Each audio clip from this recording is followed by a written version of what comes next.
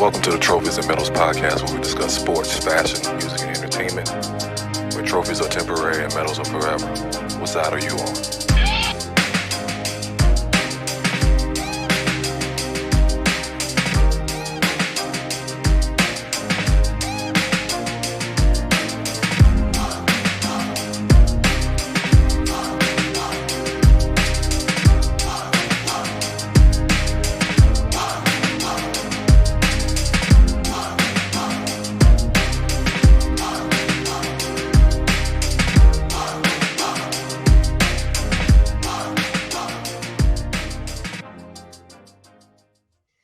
Welcome back to the Trophyz and Medalz podcast. It's your boy Batman with the Ebbtide crew. We got Raheem Goodell, we got Ebbtide King, and we got Tony Love in the building. What's good, fellas? Maintain. Great day today, man. Great day. All right, we are here on NFL Wildcard weekend. Some people are happy and smiling. Some people pissed off. We'll get to that shortly. Who's pissed off? Everybody's happy, right? Yeah, I'm just neutral. I ain't got shit to be nothing. I don't feel anything. We'll get to that shortly. But yeah, of course, like I said, we'll cover the NFL playoffs. We'll get into the rating of the Capitol, which will probably be our two biggest topics today. We also will get into a segment, try to figure out the other species, figure out this topic of things women do versus things my woman do. So that should be very, very interesting. But first thing first, how them Saints looking? What's the score now? It's 21-3. They're marching on down the field. I don't see. There's a couple of former Saints that were talking shit. Looked like on the field. He had Manti Te'o, and he might have been talking to his imaginary friend. So neither here nor there. And then Akeem Hicks, he's extra pumped today, but we've been running it up the middle on him. But no, we looking good. Mitchell Trubisky ain't going to injure any comeback anytime soon. So well, you can't when you got wide receivers dropping balls straight through their hands. Oh Lord! That's one of the worst drops I've seen in a while in the NFL. Like he had his hands like this.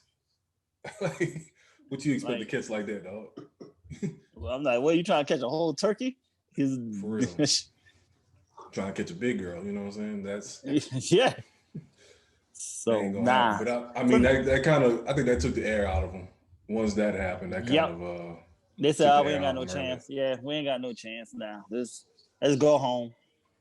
But y'all, number 22, I need y'all to put that nigga in some kind of timeout or something. What do you do? CJ Gardner-Johnson. What do you do now? No, he still got one of the receivers. Second time he got a receiver ejected. Oh. Dude, he said and he did against the Bears last time too, right? Yeah, same cat. Yep. Same team, yeah. He's saying something, dude. You know what? I actually kind of say, like, for a person to get that mad, somebody fucking somebody's girlfriend, honestly. Dude, he multiple chicks did because he doing something foul. He do this to every team. Yeah, he must be out there. Yeah, he must be giving out phone numbers. He got to be giving out phone numbers and stuff. Yeah, he do his research before the game, though. That's something. Talking about their mama or something. Mm-hmm. Dude, he be saying some dishes. Dude, like the first cats that want to swing on you on site. Your teammate swung on you first. Yeah. Then it got him suspended multiple games. Now you can kicked out, no touchdown. And he'll look at you like, "What did I do?" And big game. Yeah, he just throws his hands up like, "Oh, what did I do? I ain't do nothing." And he gets hit. So yeah. Oh, hey, I'm just saying he got a skill set. I want to know what he's saying. Somebody got to interview him to find out what. Somebody has to be close enough that's mic'd up to hear what's going on. Oh, I bet you they probably denied him getting mic'd up all season. Hey, that CJ guy's probably saying like, no. He's not. NFL probably caught him on the background. Hey, edit that out. I'm pretty sure that's what's happening. There's no way that because it's some games if the crowd, if it's not that many people in the crowds, you can hear them Clearly. Oh, yeah, you heard. Yeah, you heard it clear in this game. Somebody after one of the calls, nigga said, "What the fuck?" You heard that clear as day. And I was saying, it was funny too because I was watching on Nickelodeon at that part, and then Nate Burleson was like, somebody's gonna have to put some money in the swear jar later.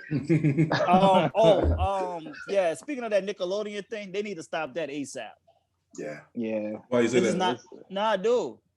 Dude. Pedophiles gonna get off on that, man. Oh shit. What you mean? Because I didn't see who sick. You got sick cats out here, man. They'll get turned off because the fact it's involving with kids. All the slime hit when they had the graphics and all. Dudes is sick out here, and I'm questioning the person that came with the idea with the NFL to do this shit in the first place. He is questionable. It's Viacom. Viacom owns all of that. CBS, Nickelodeon, BET. Yeah, right.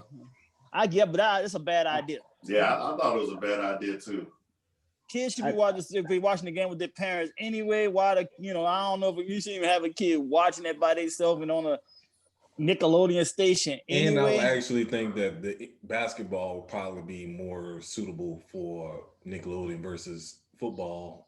People head hunting and stuff like that. So right. But I also think they're just trying to groom a new generation of fans. That's what we grew up anyway. That's coming anyway. Football has always been universal. You're gonna see football no matter what. It's not like that no more. It's not like that no more. That's true. There's a lot of people preventing their parents, kids from playing football.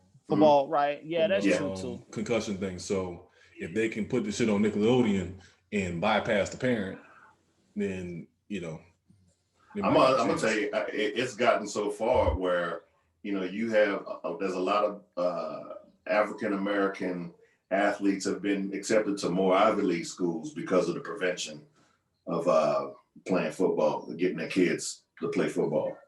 Yeah. Mm-hmm. Yeah. So that's all I just thought. I just thought it was weird. I thought it was mad weird. I'm like, this ain't a good look here. Yeah, you got just too much creepy shit going on here in these streets. So you gotta just keep an eye on everything. You don't like the slime? You don't like the slime when they make a touchdown, bro? Hey man, I'm thinking I just saw some nasty shit that just wasn't right. I'm like, yo, some dude is right here like getting too excited about this shit right now. This is not a good look. Or they choose the most controversial character on the goalpost for SpongeBob SquarePants. See what I'm saying? This is what I'm talking about.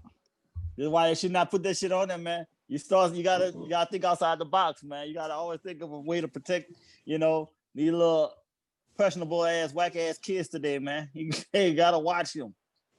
Yeah. Well, it was nice. They did a tutorial before the game. How touchdowns work, field goals, safeties, extra points. Yeah, I see the intention, but that was cute. I don't know. They had a good idea and they did away with it. It used to be a TV show, like a cartoon, where they went around and every play. I forgot. It was like some type of superhero type shit or whatever. I think it was like NFL Zone or something like that. And that was good because they went around. They talked about every stadium and little key things about the teams and shit like that. So like that was something that was actually kid/NFL blending. And they'll bring in a star player from the team and do an episode with them, this and that and the other. So that's more of a appropriate idea if you want to grab some teens to kids. Right, and the next game can't be played at all on Nickelodeon. We can't have no fucking rapists on Nickelodeon. Damn. You don't cut Ben no slack, dog. He always on Ben. He stay on Ben head at any time. Anytime an opportunity he got a chance to go at Ben, it's a wrap. Yeah. He a rapist, nigga. He got away with 3 sexual assaults. Yeah, he can't be on no kid-friendly show, man. No. Period. Nah. Mm-mm. So that shit better not be on Nickelodeon. I'm gonna put some negative energy out here in these streets. Fuck him and fuck Pittsburgh fans to the highest level. Exactly. We're gonna root for a rapist. We're gonna boot Michael Vick with some raggedy ass dogs. That's why I'm always on their ass. Yeah. I just can't let this go. I'm with you. Yeah, so I just can't. Unacceptable. So that's just how I roll. Fuck him too? Fuck Omar Epps too? No, Tom. I'm not going to knock Tom. I got no issues with Tomlin actually, because he's when like especially last year when I was so happy when the rapist got hurt, it was cool, and he still handled his business. They still had a good season. He did his thing. So I got no issue. Tomlin got to still play the game. Unfortunately, as a coach, he still got to do what he got to do. But I'm just more, like I said, my issue is the fans. But having the audacity to boo. That's what I got a problem. But they ain't say shit about the rapist, and his foolery, paying chicks off, police covering up for him. It's all that kind of stuff. And I bet you ain't registered as a sex offender either. Right, because he never got because he wasn't convicted. He paid true, two of them. He paid off, and the other one of the cops so-called made it disappear. So no, that's why I'm like, I'm always going. As long as he in the league, rapist. Yeah. And look at the first initials of his last name. It's imperfect. He is who he is. Oh man! So going to that game, I'm taking you going for the Browns. I'm not even watching the game, but yeah, I'm gonna go for the Browns. But shit, the Browns ain't gonna win. Look, go figure. Everybody got the Rona in that bitch. So what the fuck? So they can't win. Shoot, they got 3 kids. Gotcha. Yeah. Like we're gonna let y'all get in here. We're gonna like this. You got kids that went 18 years on Earth and never seen y'all in a playoff, but guess what? Now everybody's sick. So now y'all gonna lose badly on national TV, most likely. But no, I mean, I would love that the Browns will pull that off, though. But we shall see. I think personally or whatever, Pittsburgh is not as strong as people think they are. No, they're not. Oh, No. They just got a lucky matchup this week. Yeah, so I wouldn't be surprised if it's closer. It's a closer game than expected. But my whole big thing would be, I mean, the Browns are determined. I mean, so I would say like, if anything, I know on offense that's why all the players are, right? But most of it was 3. Miles Garrett is out too, though. I think for injury. Yeah, he out for injury though. Miles Garrett. Oh, they lost. So, yeah, but I mean, like their defense can probably come through if they just stop the D ball. But but I just look at it like it'll be an interesting matchup. But I don't want to see it on Nickelodeon though, because the slime looks like they're taking a nut. So when they score a touchdown, it's gonna take one mistake where the ball goes through SpongeBob's mouth to field goal. That's what I'm saying. This is wrong, man. That's what I'm saying. All this is wrong. We horrible. We've grown and we've seen the foul stuff here, man. So it is what it is. Yeah. We trying to save the kids. And you were saying about SpongeBob being questionable. I remember DJ Mom DJ Mom said something a long time ago. Like she used to be adamant, like don't let him watch SpongeBob. Like he don't, but I just thought I thought the show was just always too grown for kids anyway with the content. The content was all. I'm like, yo, kids. A lot of cartoons though was like that too back in the day. Yeah, man, SpongeBob shit is mad reckless, dude. That's a different energy. Ren and Stimpy was suspect all the time. Who? Ren and Stimpy. I didn't even like that one, so I didn't watch that shit. So it didn't really faze me. What's her name? Ren and Stimpy. Oh, Ren and Stimpy. Yeah, okay, yeah. You know what I'm saying? So they're taking baths together. Mm-hmm. Yeah.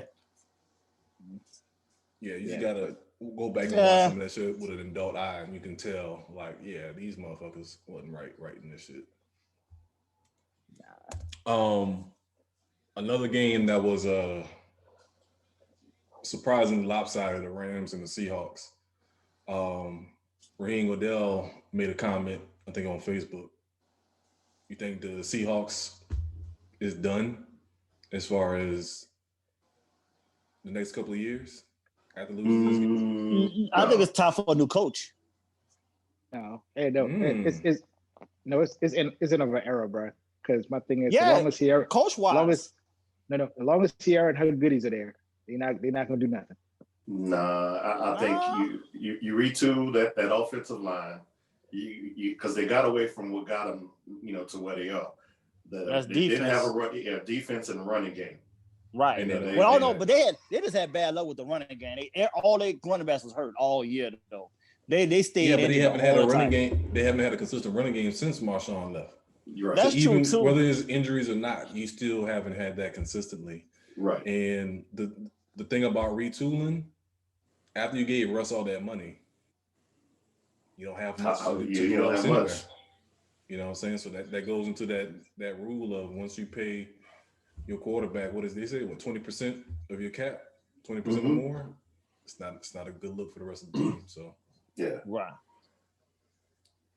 So yeah, but it might be in. I didn't think about the coaching change. Now that would definitely be surprising. I'm just saying it's that's a hard. I think they should do it. They should do it, but I ain't saying it. They're gonna do it, but I just think sometimes it's just time for a new regime now.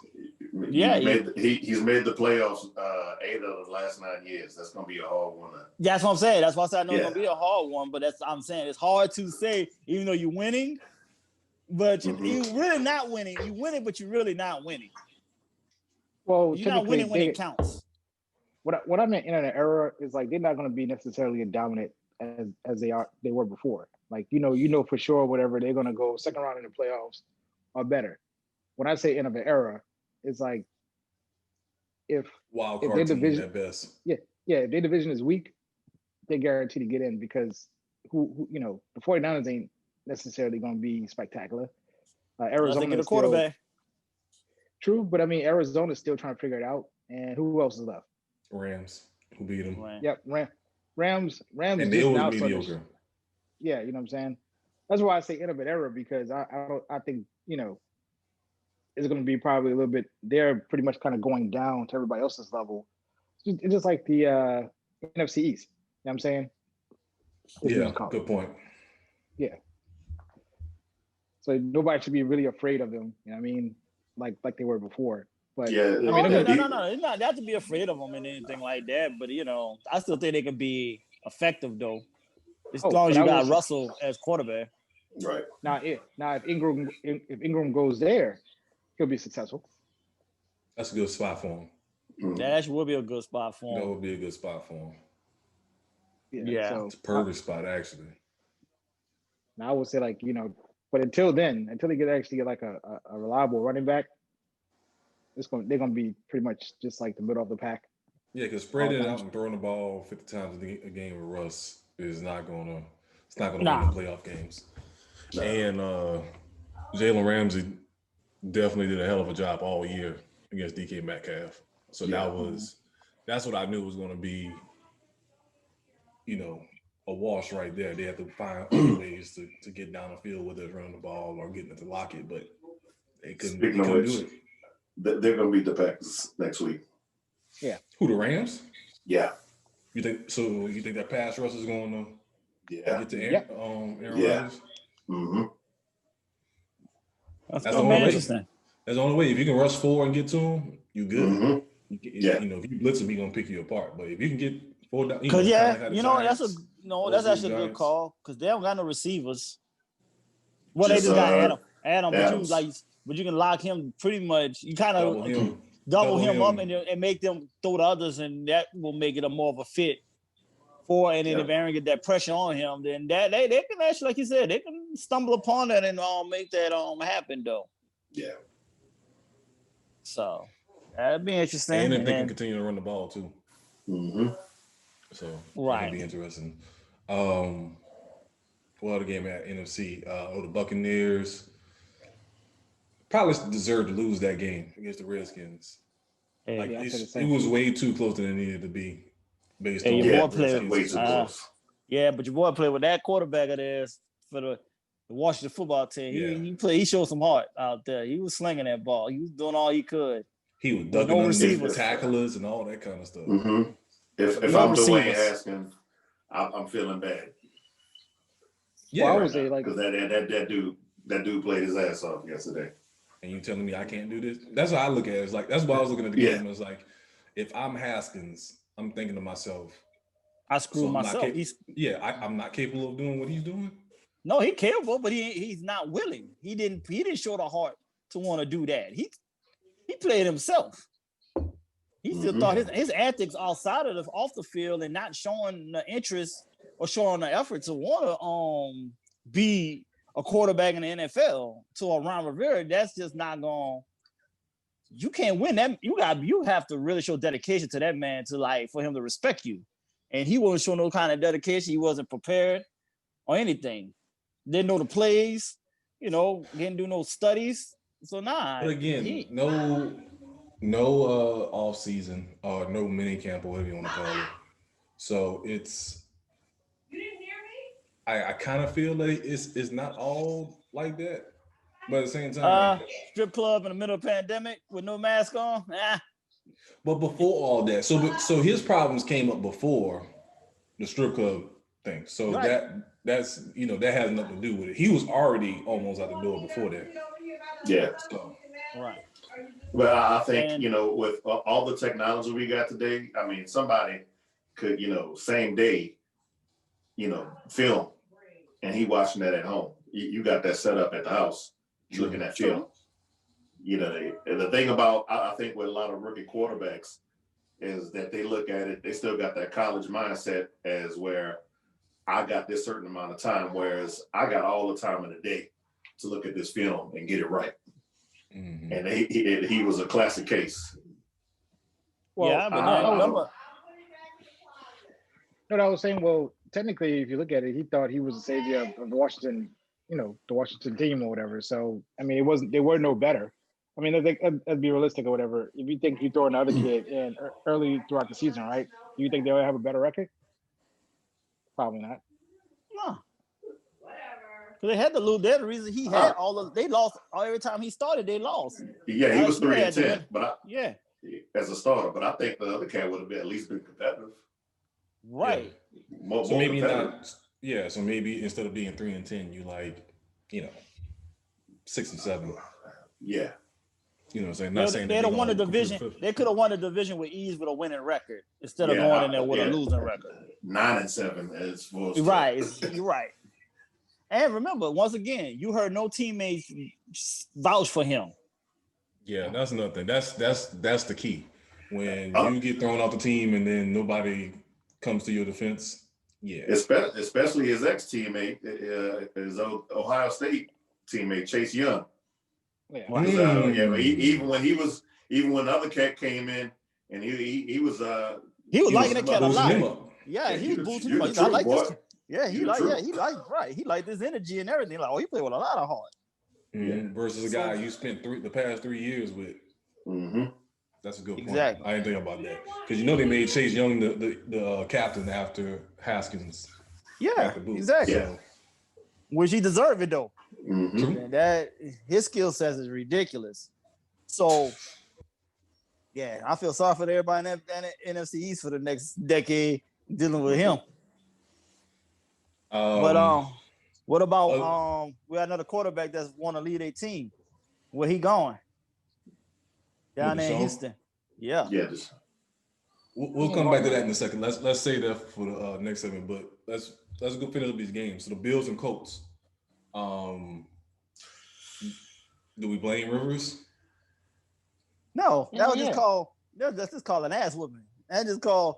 That's Buffalo is about to be a problem in these streets. That's all. Nah, I was a little disappointed in Buffalo for not putting them away. That game was way too close than it need to be. Yeah, they were up 14, up 17, really. Well, that's coaching now because he pulled that off. Even like you said, he probably let up too much than he should have. But as you saw, Josh and Diggs was just out there getting loose. Mm-hmm. So they can be. I mean, the thing about them is just getting a better matchup. So they're not gonna have to deal with the Chiefs next round anyway. So they should. Well, I don't know. But if they get Baltimore, that's it's still a problem now. I mean, dude, the NFC. The AFC is, dude. That's a toss up across the board there with everybody being like 11-5. Like, or 12, what, 14-2? Who were the Chiefs for? Like 14-2? 14-2. Okay, but of course, but their schedule wasn't that strong of a schedule either. Not at all. So, I I don't know. It's just like I feel like it's a toss up there. Anybody can come out of that conference with ease there. Yeah. And they all playing cold weather, so it's like nobody's getting no like advantage even with that. So everybody can play any type of elements, and you still don't have the full home field atmosphere also. So it's like when you still feel like you're playing a neutral game because you don't have the crowd factor. Well, Buffalo, they I know they argue with the state to get at least 6,000 in there. Right. For this game, and everybody who had tickets had to get tested all during the week at the stadium. Yeah. Hey, that's cool though. I mean, hey, if you want to do that, that's fine. Gotta pay the price. Right. The fans ain't had to pay for it. They don't care. So they're like, hey, I get tested. I won't be in that stadium, so that's not a problem. So this year, what stadium did allow over 5,000 people? I know at AT&T Stadium, of course. Who else? So Titans today had 14,000, right? I don't know. That's what I. Whatever the number was, it wasn't enough. We'll get to that after the break. But bringing it down. It wasn't. Oh, Jimmy Graham. Oh shit! Nice catch. But going from 6,000 to 14,000, does that really make a difference? Like Raheem, you the professional in this area. Does it sound different from 6,000 to 14,000? If you space them out? Yeah. I mean, you'd be technically it's kind of good. I mean, the fake crowd noise still exists. I mean, so so Shout out to you the have Falcons. Yeah. Innovators. They started this about this shit. Oh man, Yeah, who knew? I mean, I think the fake crowd is always going to be there. It's just kind of one of those situations where, Jimmy Graham. That's what. Damn, I'm that far behind. Damn. Yeah. So, I want to say for the most part or whatever, it's kind of like one of those situations where, even though they have the crowd in there, they're still going to put the fake crowd noise in there. And, of course, it's still a different vibe whenever you see fans in the stand cheering and stuff like that, So, I mean, I will say it will make a difference. I mean, my whole big thing will be, I know for sure the AT&T Stadium had people, but I was just wondering, I know what other stadium literally had about, 14, whatever. I don't, outside of Texas, what? Anybody else? Florida? I'm about to say one of the Florida teams, maybe. Maybe, yeah. I mean, I'm pretty sure they had others. Atlanta. Yeah, maybe Atlanta, yeah. But that's Kansas City. Kansas City. And I think that's pretty much it. Yeah. Because anything up north and the east and the west was not having it. So. Yeah. But I mean, like I said, it's just one of those situations where, it does make a difference, even if it's minor. I mean, to see people getting into the game, players feed off that energy. So, I mean, I'm not gonna lie, it is a different vibe for me personally. When I used to go to Saints games versus watching it on TV. You know what I mean? So I can imagine how it is for a player where they see fans and getting that vibe or whatever the case may be. So.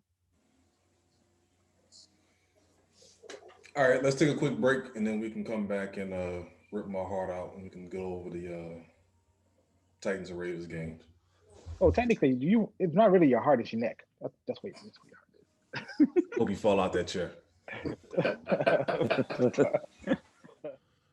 All right, next up, the unfortunate game of the Baltimore Ravens versus Tennessee Titans. First of all, Tony Love with the unreasonable pressure in the beginning of the year. How many games you gave us? I gave y'all 14-2 this year. 14-2. 14-2. He gave us 14 games this year. Didn't at first you was talking close to undefeated? Yeah, close to undefeated, yeah. So, my defense was one of the bottom 5 defenses in the league. Yeah. You know what I'm saying? They got to your boy today. They really got to him today. If they didn't get to him, he would have had 500 yards. Man. So I don't know, man. It's it's what to expect. Like I said, he couldn't give up that one big run early. When we didn't get that second touchdown to go up 14-0, that was big. At the end, when it was 4th and 2, we punted instead of trying to get it. It was just, I don't know. We weren't ready. I'm gonna tell you who jinxed you though. That ESPN crew.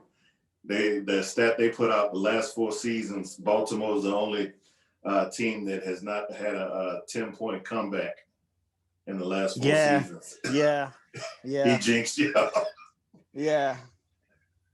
I was like, here we go. I'm like, dang. And then actually now, now this actually keep people off of Lamar now for a little bit now because he finally got a playoff win and everything. Now he went from, went to the playoffs and lost, but then was MVP, but then lost. But now this season, the team is not as good, but then they was able to pull off a victory. So now people will leave Lamar alone for next season. They won't put no pressure on him. That much pressure. And everything. So we'll see what they do. Because definitely got to get a better running game for him. And I think the running back situation is better. The ones that got behind Ingram, I think they're good with that. I just think they need one solid. They need a bigger receiver. Yep. One more solid possession type receiver to go with the tight end, and then you have your boy Hollywood going deep. Go for the deep threats. And you kind of straight with that. So that's all I think they but they still got to work on their defense a little bit more. Their defense is kind of aging there, and they need some more pressure. But they still played a decent game. What changed the game? I know we picked him off early when he tried to go down the field, but once he decided, you're like, you know what? It's either going to be run the ball or short passes. And once it got to that point, and we just couldn't tackle people, because there was plenty of times that we had opportunities to get third down stops, stop big plays, and it wasn't just garbage people, like my people that's been backups coming in the game. It was our so-called star defensive players missing tackles, Carl, Byard, that turned into big plays. So it's because even with that touchdown run he had, as soon as I saw him plant that foot, once he cut it back, it was a wrap. I said, damn, over. He gone. I ain't catching him. And what did we always say? We said this on one of our early podcasts. What makes him a beast is that when he makes a move, it's full speed. It ain't no slowing down and breaking down and then coming out of it. It's 100 miles per hour out of the cut, and he runs like a downhill skier, man. Because when you drive, when you're going down at 80 miles an hour, you can't sit up there. You don't have the ability to slow down. You're right. Hey, that's that Brother Martin philosophy right there, man. Because ain't nobody got that. Yo, I'm curious. So what's the Ravens? Their defense, what do they rank? They're top 10. Yeah, they top 10. I know that. Yeah, they mentioned it during the game, dude. The details of it. They're top 10. Their defense is not bad. That's what I'm saying. They have a decent defense. They got good corners. You know what I'm saying? And very agile linebackers. They just don't have a legit pass. Yeah, they don't have a good pass rush per se, but they can cover though. They run defense is top 5. So let me ask you this. Right. You don't mind? Go ahead. So let me ask you a question. Y'all say y'all taking pressure off of the quarterback, right? Lamar, right? Mm-hmm. Is that what you saying? This winning right here? Yeah, there's one win. Well, get that person off his chest. But the thing is, though,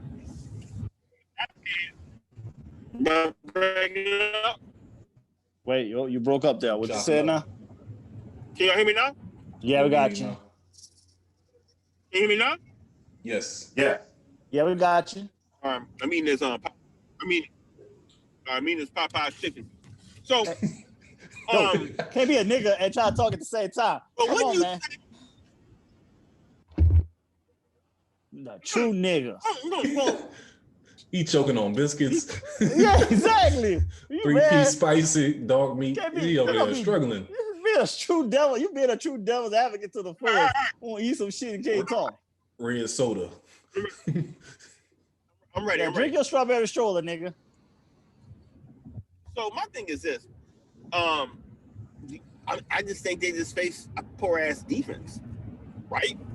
I mean, wouldn't the defensive moment come the next playoff game?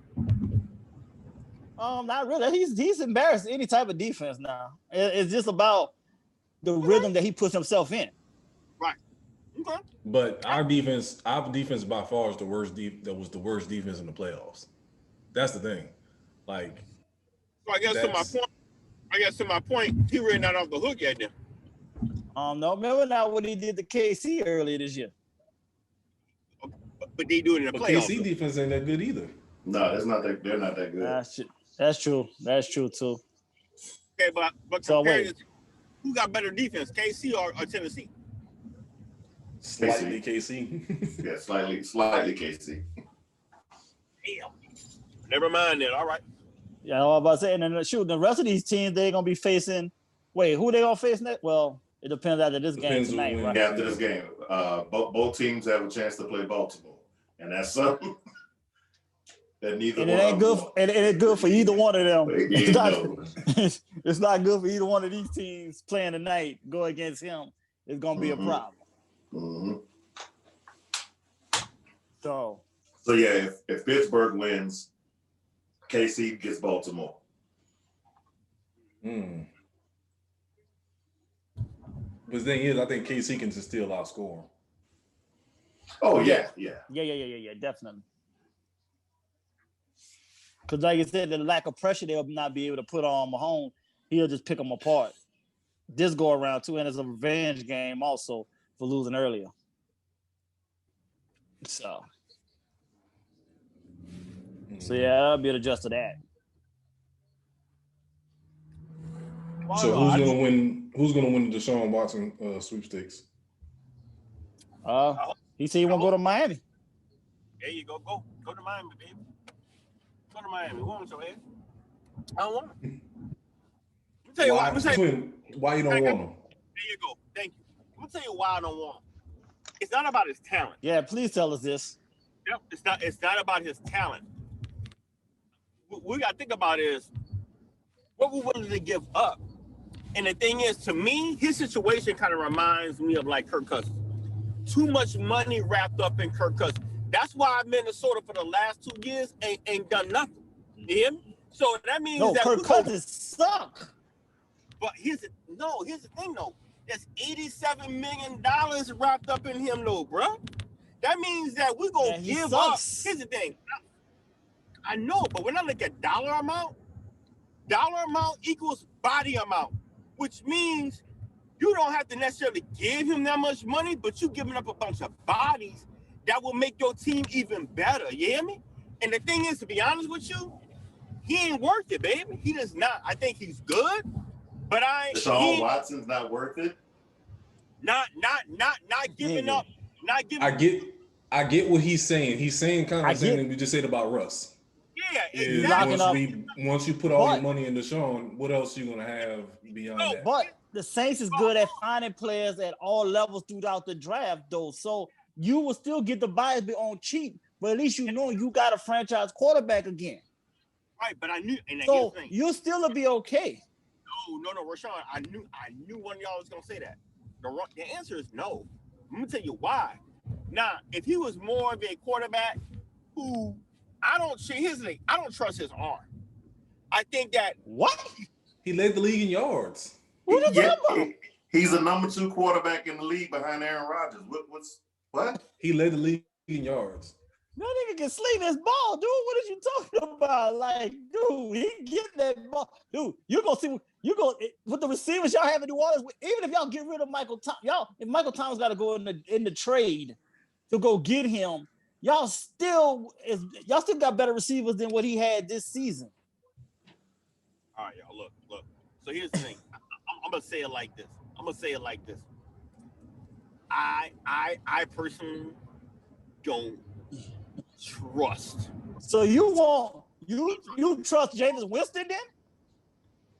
Hell no. No, I don't. Do you trust Jameis Winston? I'm gonna pull over. Yeah, because no. Y'all bring up chicken grease off your hands. Hold on. No, I got the grease on, man. I'm just driving. You can get my video going. Here's the deal. If you're a true quarterback in this league and you putting up yards like that, I don't care who they put around you. Your yards should be what it's supposed to be. So if you telling me you can't, that don't count like that, dude. That was the situation they was in. No, let me finish.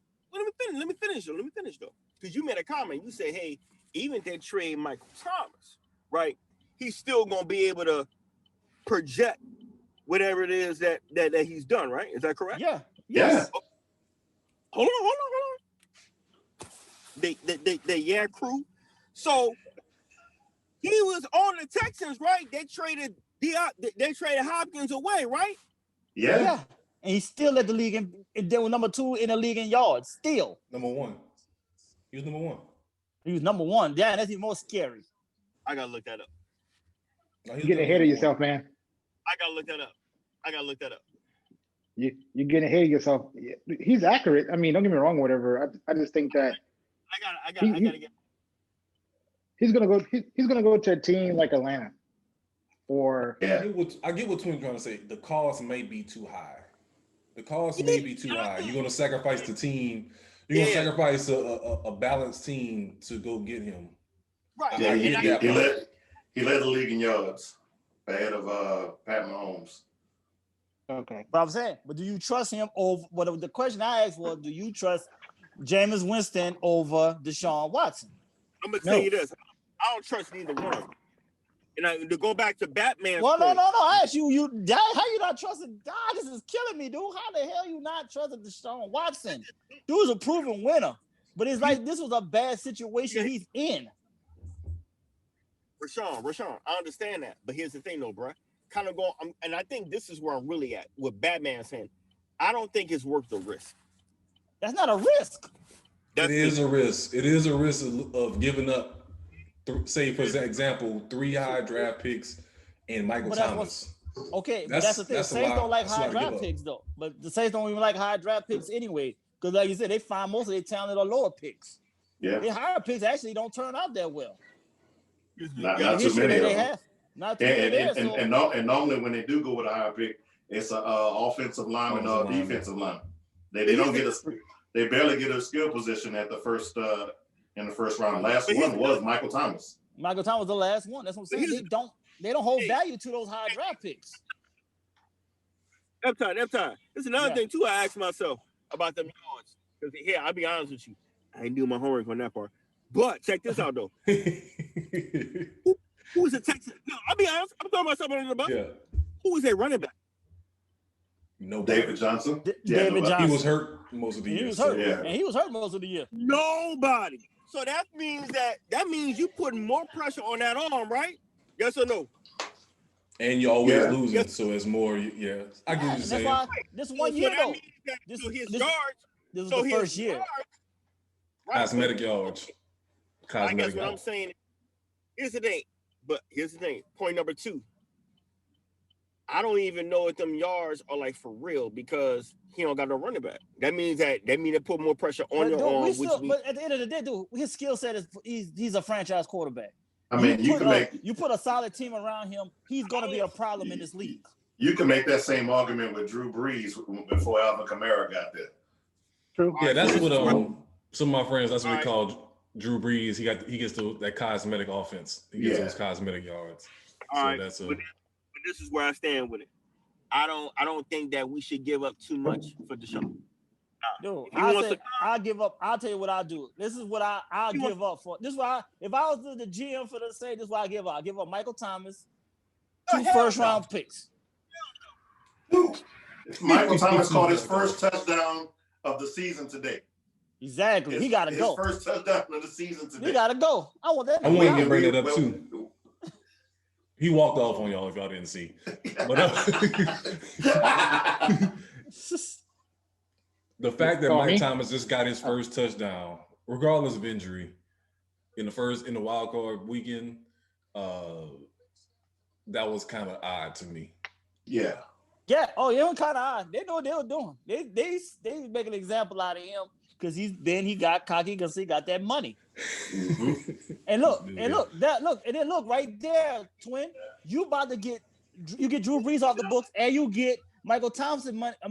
You get his money off the books. Now you back in a balanced situation. Now Deshaun money don't look as bad. But here's the thing, though.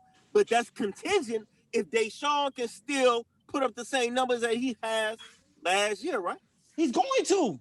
He's going to. He's only 24 years old. 25. Yeah. Dude, he is 25 years old. So what did you talk? I do this before. I would do these. I'll take that in a hot second. But I mean, honestly, y'all not gonna probably be in the mix.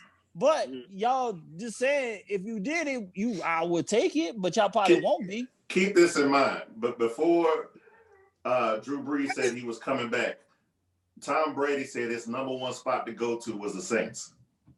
His number one spot. But here's the thing, though. If he did, why wouldn't you come to the Saints? I'll take a Tom Brady before I take the Deshaun.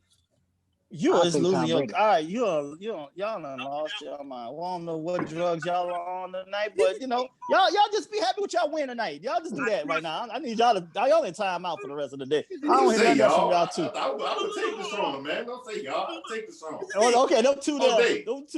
Them two drunken fools there. I don't know if they've been drinking tonight. No. Don't do me this. Hey. Coup me this. I'm snitching. I mean, especially when you sold me on Michael Thomas. If Drew Brees gone, Michael Thomas in the break.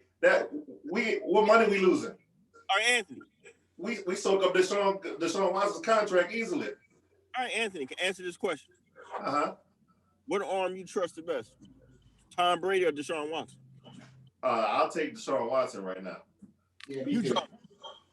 No, if you put pressure on Tom Brady like a 43-year-old man, just like the rest of us. Look, man, I saw Tom Brady play last night. I was rooting. One dude, but this dude is 25 years old, man. You got another decade to go of what is consistently winning. Why will you not take that? He got 2 more years. He done. I got another 15 years. I'm not sold on him yet. How many playoff games he win? How many? He's got I think 2 under his belt. Yeah, he got 2 under his belt. One. Sean, relax. I'm gonna tell you this. JJ Watt apologized. Wait, JJ Watt apologized to this man, dude, for not being healthy enough to help him win more games, dude. That's how you know you got a real quarterback there. Hey, I did my homework on that one. He was ready. Yeah. That one. But still, the man still ain't been in the league 4 years though. But still is still a legit. No, I feel you. I'm just saying, I don't think y'all got a shot anyway. Miami has the best shot of anybody, honestly, of getting him. Because they're willing to trade Tula in a couple of first round pick for him, which is kind of like an even kind of trade. And all it's like pretty much just a good swap. Whereas like trade. Well, I'm not saying for the Texas state, that's compared to the stupid shit they done already, that's even. I'm not sold on Tua. Wait, that's but guess what? Like Anthony, what he said, all the owners, like everybody mad at the owner anyway in Houston right now anyway, because he's burned his bridge. He's burned the bridge between him and Deshaun. And Deshaun is not gonna be he has a no trade clause in his contract, so he can pick where he wants to go. Pretty much. Yep. I'm so happy they're falling apart. Right. So it's kind of like just take the best available deal that you can get and go from there. If the man's a destination, like I said, he wants to play with a black coach and they got a black GM, so he's open to that and see what they can do. Because Houston was like ignoring all of the suggestions that he was putting out there. They hired a research firm, and he ignored the research firm. Let me go ahead and spend this money and not listen. Right. So, but I'm seeing a lot of, I'm glad to see a lot of people from the same front office is getting some looks. Like these dudes getting people for cheap. I need to learn this. Mm-hmm. Exactly. And they just good at finding people in doggone, lower draft picks and everything. You just saving so much extra more money. Let me throw some gasoline on the fire. You know who's somebody that the Saints would go after? Carson Wentz. I'll go with that. Man, fuck you. Okay. No, I will go with that. I will go with that one. Whoa, wait, Sean, are you fucking serious? I know you fucking lying right now, my nigga. Hold up, let me put this my damn. I had to grab my beer. Let me hold up, dude. I'm gonna tell you why. I'm gonna tell you why. Please tell me why. Yeah, please. See, it wasn't meant for you to say that shit. That's why you blacked the fuck out. That's why you went blank for a second, because you ain't supposed to say this shit. But I'm ready now. Come on, please tell me. See? Ain't meant for him to say this shit. You've been quiet too. So I'm here. Can you hear me? You can hear you now. Yeah, we hear you now. Yeah, we hear you. I'm waiting for this shit. The football gods are trying to keep you from talking, but come on. No, I would go with Carson Wentz because in my opinion, in terms of playoff experience, Carson Wentz he's got more than your boy. No, he don't. Carson Wentz has zero playoff experience. He ain't been in the playoffs one time. He's been hurt. He got hurt every December that he's been in the league. Zero playoff experience. Every December he's hurt. So I guess what I'm saying is Carson There's Wentz, nothing for you to say here in this situation. Apologize to Deshaun Watson right goddamn now. And I mean right goddamn now. Apologize. sorry, Deshaun Watson, that you're not clutch more than Carson Wentz. And that's Carson Wentz. I mean, he's clutch. Hold up. Who the hell are you talking to? Because player. He's clutch. I'm gonna tell you why Carson Wentz is not the quarterback he is today. It's coaching. He's never been. Nah. Let me tell you this. That coach that coach for the Eagles, he shouldn't get another coaching job, bro. You know what, man? You got a talent.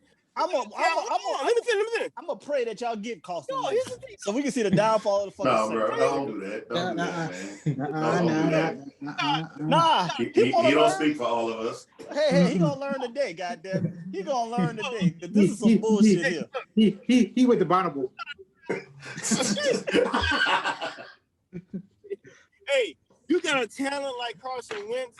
You a head coach of a football team, of the NFL football team, and you can't play up to. No, it's true, bro. You put Carson Wentz in the Sean Payton. No, man. All right. You gonna downplay, but you gonna just sit here and downplay Deshaun Watson in that same offense. I'm gonna tell you, to be honest with you, I think Deshaun Watson reminds me. I'm gonna tell you who he reminds me of. Oh God, he reminds me of Brett Favre. Not at all. Brett Favre. Okay, what's wrong with Brett Favre? I'm sorry. He was a gunslinger. He's a gunslinger. With escapabilities beyond escapabilities. How many playoffs he went to? And can pass 10. And can throw past 10 yards too. Brett Favre only won one Super Bowl, baby. One Super Bowl. There was a lot. One is better than none. So did Drew Brees. So yeah, I totally agree with you. But we're not talking about that. We're talking about these players coming up now. But Winston ain't got no playoff experience, dude. He gets hurt every December for the last 3 years. 4 years. He's been hurt. 4 years. 4 years straight. This year he lost his job. Yeah, this year he lost his job. And he lost his job this year. Look, prior to this year, if I'm gonna put my faith in any quarterback that's gonna be traded right now, it's gonna be Wentz over your boy, because I've seen much more in Wentz that poise, that kind of hey I can run this team. Man, whoa, wait, hold on, everybody, stop. Sean. This man was in the worst. Wait, no, Sean. He was in the worst division this year.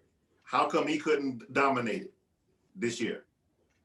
How come Wentz? Coaching. Coaches play the game. Coach is responsible for that. Same system for 4 years. Listen. You asked me a question, right? Let me answer it. Good. Coaching plays. Y'all ready? Yeah. Oh yeah. Listen. Your coach is your educator. Doug Pederson sucks as a coach. Period. And Deshaun Watson's coach sucked and got fired, and he had an intern and still led the league in passing. What? So wait, Sean. So how did Doug Pederson get a Super Bowl ring then? If it wasn't his coaching, because when Carson, one of those years when he got hurt, he had another quarterback that went into the Super Bowl, able to win a ring. So was the coaching bad then too? I'm saying, yeah, it was. But you had Nick Foles though. Dude, Nick Foles can't stay active. What are you talking about here? You're killing me, Petey. You're killing me, Petey. You're killing me. Hey, you had Nick Foles and you had some luck. This is the official twin segment. Nick Foles had some luck. Had some luck. Hell yeah, he had some luck. Hell yeah. That season that he won the Super Bowl, he had a lot of luck. Even in the playoffs, he had a lot of luck. Okay, in the playoffs, he went against Atlanta, who's allergic to the red zone. Matt Ryan was, and he played against them Vikings, who shouldn't have been there. And all right, we can agree on that. Then what? And then he went against the Patriots, so the current Super Bowl champions. Yeah, but they had no defense. They had no defense that year. They had no defense that year. None. No defense gets you to the Super Bowl. Green Bay. I'm just saying. All I'm saying is this, bro. Carson Wentz, under the right leadership, will be successful. Deshaun Watson. Here's the thing. I look. Don't get me wrong. I think he's a great quarterback. I think he's good. I think he's all that. My thing is, to me, he remind me of Brett Favre, and I watched Brett Favre. And the way saying it like that's a bad thing. But he led you gotta remember he went to college up there. He's probably tired of hearing about Brett Favre. No, I don't. It's not that, bro. It's just that I don't know. We're just sitting here confused. That's all. Yeah, man. We're you know this is like this. We're gonna say this, man. We're gonna lead this as a Trophyz and Medalz podcast. We're gonna lead this as what we're gonna do a vote on that. Like we're just gonna do one of those polls. And we're gonna let the fans call y'all. We already gonna let you by yourself. You clearly on the island by yourself on this one. And that's fine. I'm gonna tell you that. And that's fine. But here's the thing. So this is why, and this is why I don't like numbers. Numbers, in my opinion, numbers. Dude, you remember he only won 2 national titles in college too against SEC teams. Hey, he got the one. He only got the one. But I said, he damn near won. But he damn near won. Damn near won twice. A lot of the Alabama think they lost that first one, even though they won. They feel like they lost. Yeah, because this dude plays. He knows how to play in pressure games. But dude, when your coach failed you, that's the coach that failed the quarterback right there in Houston. Traded your best receiver. Just started trading first round picks like they candy. Well, we already know Hopkins is not considered to be great either. So. That's right. That's right, man. Damn, twin, that is correct. You didn't consider him top neither. All right, man. We just got it. We see you just anti anytime we say somebody is in top 3 category. You just buck at the system, man. You're a system bucker. We're just gonna leave you who you are. You are who we thought you were. I think the Brett Favre because he wears number 4 too. Is that right? Damn, can I get a word in? Can I get a word in? Lord, hey, let me rebuttal. Shit, let me rebuttal. Go ahead, man. I've never been. So here's the name. I've never been a number dude. So I don't care what your numbers are. That's fine. That's success. That's success. But here we go. My thing is, I'm gonna do an eye test though. And my eyes tell me that if. Remember, I'm the one with the one eye, nigga. And I'm seeing way better than you seeing right now. I'm gonna let you know that right now. I'm talking. Cook, man. What I'm saying is my eye test tell me, because I've been watching. Carson Wentz. Like I was like, damn, this dude, he tight. I remember watching him like 2 years prior. You know what I'm saying? Like before he got injured or whatever, or I'm like, damn. I wish the Saints had him, because your boy is just poised in the pocket. Like, you know what I mean? Now Deshaun Watson. I'm watching him, but Deshaun Watson, to me, like I said, he remind me, like his play remind me of Brett Favre. And I remember watching Brett Favre living up here. I'm like, yo, this dude, he's a risk taker. Where Carson Wentz, to me, is more calculated. So I guess maybe my bias comes from more being a calculated quarterback. You know what I'm saying? Now, the numbers for Carson Wentz may not reflect. I get caught off one more time. I swear to God. I'm just saying. God is trying to save you for yourself, man. That is why you keep getting cut off. Because this shit ain't making no goddamn sense. And I'm going to be the honest one in this clip, goddamn. This shit is irking me right now. I don't even want to hear no more of this. Because this shit is like, yo, you wilding right now, man. Carson Wentz fucking sucks. Bottom line. Yo, check that. No, here's the thing, bro. Like, that's what I love about this podcast. It's your opinion versus my opinion. Your numbers may say something else. My thoughts may say something else. So first, I ain't going no numbers. I'm just coming on straight up who better. Bottom line. I just say I'm taking Deshaun Watson 1,000,000 times over before I ever take Carson Wentz. That's all I'm just saying. Now, and I'm telling you, I would take Carson Wentz. Well, I'm gonna tell you by yourself. You a lone wolf. Okay. You the lone wolf. Okay. All you want. I can be on this island all I want. That's fine. I still be on that island. You hear me? I mean, don't. All I'm saying is don't downplay my argument because your boy don't have the quote unquote the numbers. Your boy got. But in terms of like faith and putting my trust into a quarterback and what I'm willing to give up, ain't for Deshaun. It's your boy Carson. Period. Now we can move on. Twin has spoken. You're damn right. Y'all ain't gonna play me like that. Look, y'all sports guru. I ain't no sports guru. I will admit that. But I'm gonna tell you this though. I'm a good judge of character, and I know who's a good fit and who's not. Bump the numbers. So let me get this straight. Carson got sacked because of coaching or because he sucked? Anthony. This season. Anthony. It's a valid question, sir. I understand. How did he lose his starting job? I totally understand. I tell you what.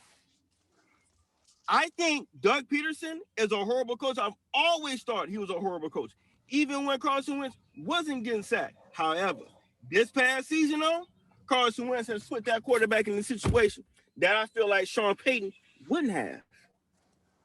Okay, I got one more thing on the rebuttal too, real quick. What about his injury history, though? What about it, Rashawn? He gets hurt every year. He never makes a full season. He's not made one full season yet. He ain't make it out of Thanksgiving at all. That's another thing too. He's not after Thanksgiving. Yeah, he does not. He's not played one full season yet in 4 years. Okay. All right. That's just all I was just saying. That's just injury. I'm just saying his injury history. I ain't saying nothing else. Except for this season. He didn't get hurt. That's true. He didn't get hurt this year. All right. If Sean Payton is still if Sean Payton is still the coach of the New Orleans Saints next year, I would prefer Carson Wentz over Deshaun Watson. Okay. And I'm gonna leave it like that. Okay. I prefer Jameis Winston over Wentz though, but hey. Yeah. So here's the thing. I prefer Jameis Winston to like kick rocks and keep it moving. I definitely no. So cool. Hey, good for y'all, man. Hey, at least y'all have these problems, man. These first world country problems, man. Batman. You think Derrick Henry staying? Y'all gonna be able to keep him? I mean, he's still in the contract for like 3 more years. I thought it was just a 1 year. 1 year, 10 million. It was 4. It was a 4-year deal. Yeah, they did the extension. Oh, okay. No, he's in his contract. Okay. Yeah. We signed Tannehill first, and then we signed Henry right after that.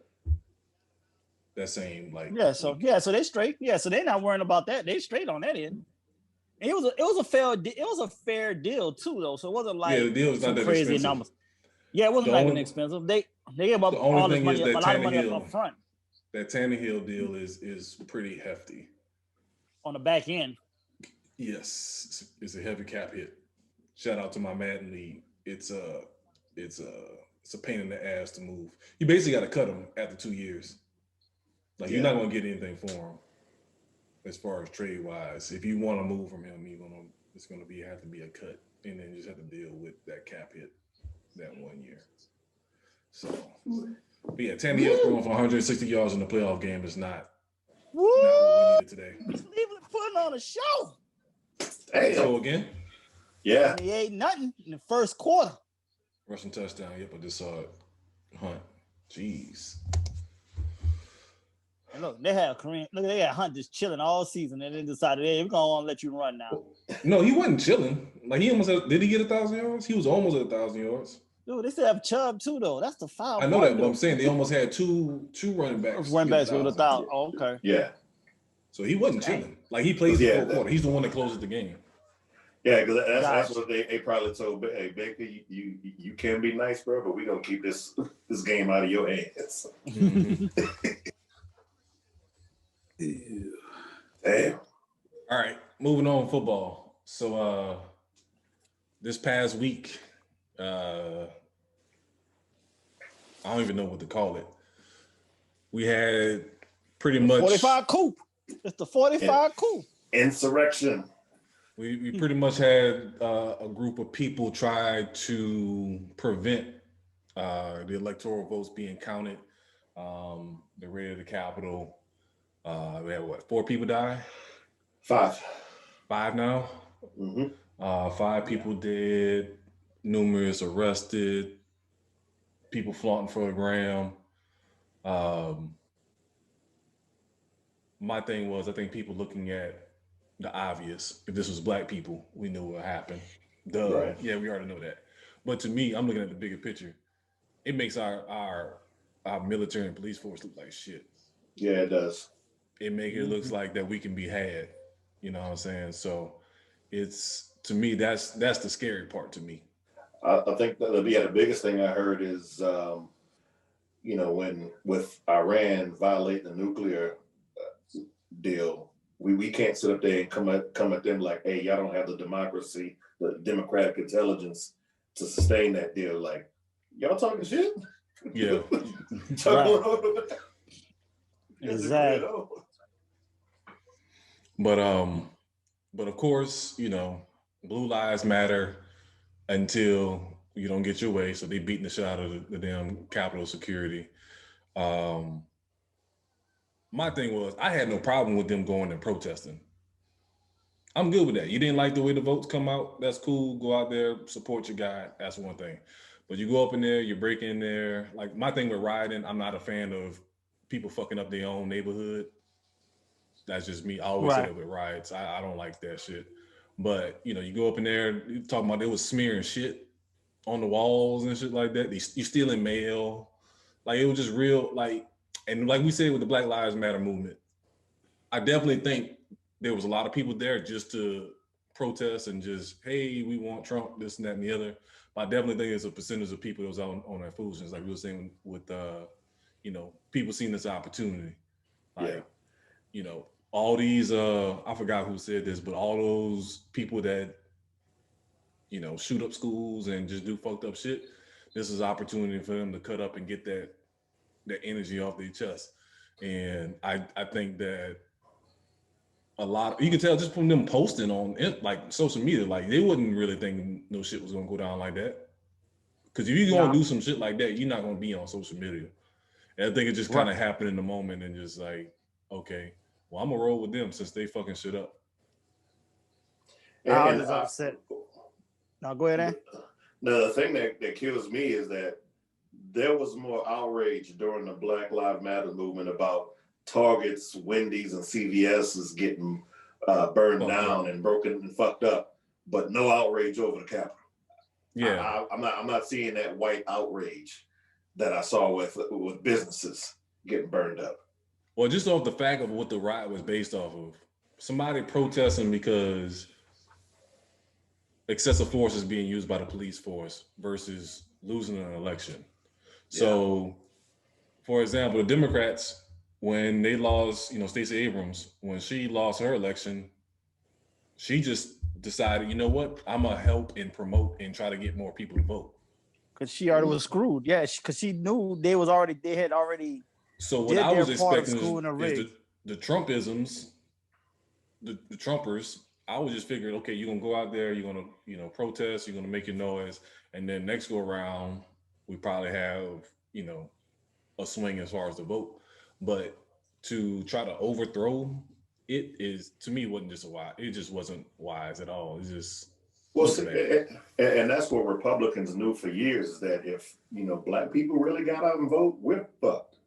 So for years they're sitting up there, doing suppression rules, changing the voting rules, changing the districts to fit their right. Make sure there's not enough voting machines and made it like long lines to prevent and everything like that. Because I had to explain that to my mother-in-law when she's looking at that, like, yeah, it's going to be a long way. It's like, no, we don't live in those neighborhoods. We're going to be 15 minutes. It's different.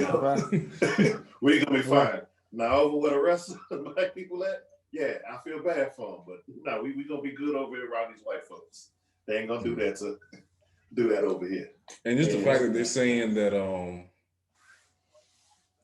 the whole steal the vote thing, like that's just comical to me, especially from our parents, the age they had. I know I think we shared stories of that before, myself and Ebbtide King, as far as our parents being firsthand victims of voter suppression. Right. It's comical. Like, to me, first of all, we all know the politics is crooked. Like, plenty of votes have been stolen. So the fact that they're trying to make it seem like it's something new and not like, it is what it is. You take your L and you move on to the next term and you try to make your move. That's what they did with Obama. When Obama won, that's how, and I always said that. The Obama thing was a win, but I think in the long term, maybe an L, because it swung it way the other side to the extremists that we have now. Well, with 45 planting that seed as soon as he had got in office, saying he was never, he never. No, well, when Obama got in office, 45 off the rip was starting to, where's his birth certificate? Is he officially American? He was already putting that energy out 8 years, from the beginning until he even started running, and he ran with that same. He already had built up that energy in people off the rip then. So it's almost like he had this calculated plan to really come in here and do this. So, which is weird. But once again, though, Congress allowed this stuff to happen and played along what the Republicans did. I'm going to put both sides. Because both sides entertain this crap too much. I'm just more mad that our tax dollars wasn't used right and we ain't start plucking their asses left and right as they stormed the Capitol. I'm pissed about that. Why my tax money? One person got plucked. No, I needed more though, goddamn. I needed them niggas to get hit with like true snipers. Like plucking left and right. That they should have been got ASAP. Since you ain't want to make the example in Michigan when they when they want to go kidnap the governor there in Michigan. You ain't get the pluck in there. This the capital. This the freak cap. You the cap where they voting at. You can't. When you do the tours, they tell you don't touch shit. Don't touch nothing. Just walk in a straight line. You just look from a distance. You can't take certain pictures. These motherfuckers walking in people's offices. How in the hell they find the offices? Like, you can tell this was beyond set up. You got twin. If I can, let me pick about. So it was a Batman. You said you believe in protest, but this wasn't really a protest, right? No, this turned into insurrection. Right, but there's also the reason of the protest. Like, to me, it wasn't a protest. It was like it was an invitation. To be honest with you, I was gonna get to that. It was an invitation. Like, they were like, "Yo, you know what? Come on in." There you go. Come on in. It wasn't even a protest. It's too many videos of people just the guard just stepping to the side. It's like, come on. And then piggyback off of Rashawn and saying, yo, check this out. There's way too many security for that to even happen. Like just like so, like they did a night watch. The night watch was straight bullies. Yeah. They were like, there ain't nowhere in the world you getting in here. That was another thing too. Like the ship, the people that were there during the day, they was not prepared. Like they were just like literally the flashlight cops. And then the night shift came in. I don't know if y'all saw a video from that. They was fucking people up. They wouldn't have no shit. It was like, fuck all that. Yeah, because they about that action. Raheem. All right, let's take this in consideration, right? So we all from New Orleans, and of course we all been to Bell Chase, right? Or you remember the Navy base across the river, right? Yes. Mm-hmm. All right, so how many times have you heard, by any chance, that base got invaded? Even through Katrina, it was invaded. Or the one in the lower Ninth Ward, that area. So that's the reason why I say it was staged, because there ain't no fucking way any government building to that magnitude, right, holding Senate in Congress, right? Like I can see like a military base, military personnel. But now you're talking about elected officials. You're gonna tell me that, and they got videos out there where they show like people just leaving the building, letting the building open, like senators leaving the building open, letting people in while they riot or whatever. And it's like, for me, I just look at it like, you know, personally, I'm just like, I just thought it was a bunch of bullshit. That's why I kind of looked at it and was like, yeah, this don't seem right, because it did seem staged, like you said before. Like it was like to make a scene. Like the other part about it is like, how you let that many people sneak up on you? True. That's another thing. Like that many people don't just sneak up on you. But my question is, Thousands. So if it was staged, for what reason? See, that's the billion. That's the $1 million question. No, that's the $1 trillion question, because there's some underlining other things that they're doing that they're up to that we just don't know about. And this is a great way to just distract the country and the world on whatever else they up to. So let me ask y'all this. After y'all look at this, do y'all think about the inauguration? Well, I know the inauguration, he already said it was going to be something small and would do it with COVID and everything. He didn't want a lot of people out there anyway. So they were going to ban that. But I do think that's a risk as well. I was talking to my dad, and my dad said that it's still going to be outside. And that's one of the things that he brought up to me was like, man, like I'm concerned about the inauguration. Yeah, there's still a risk. Because again, that's what people again were thinking small. So like you see this happen, but you don't know what cycle this is going to inspire to do something crazy. Right. You know what I'm saying? Right.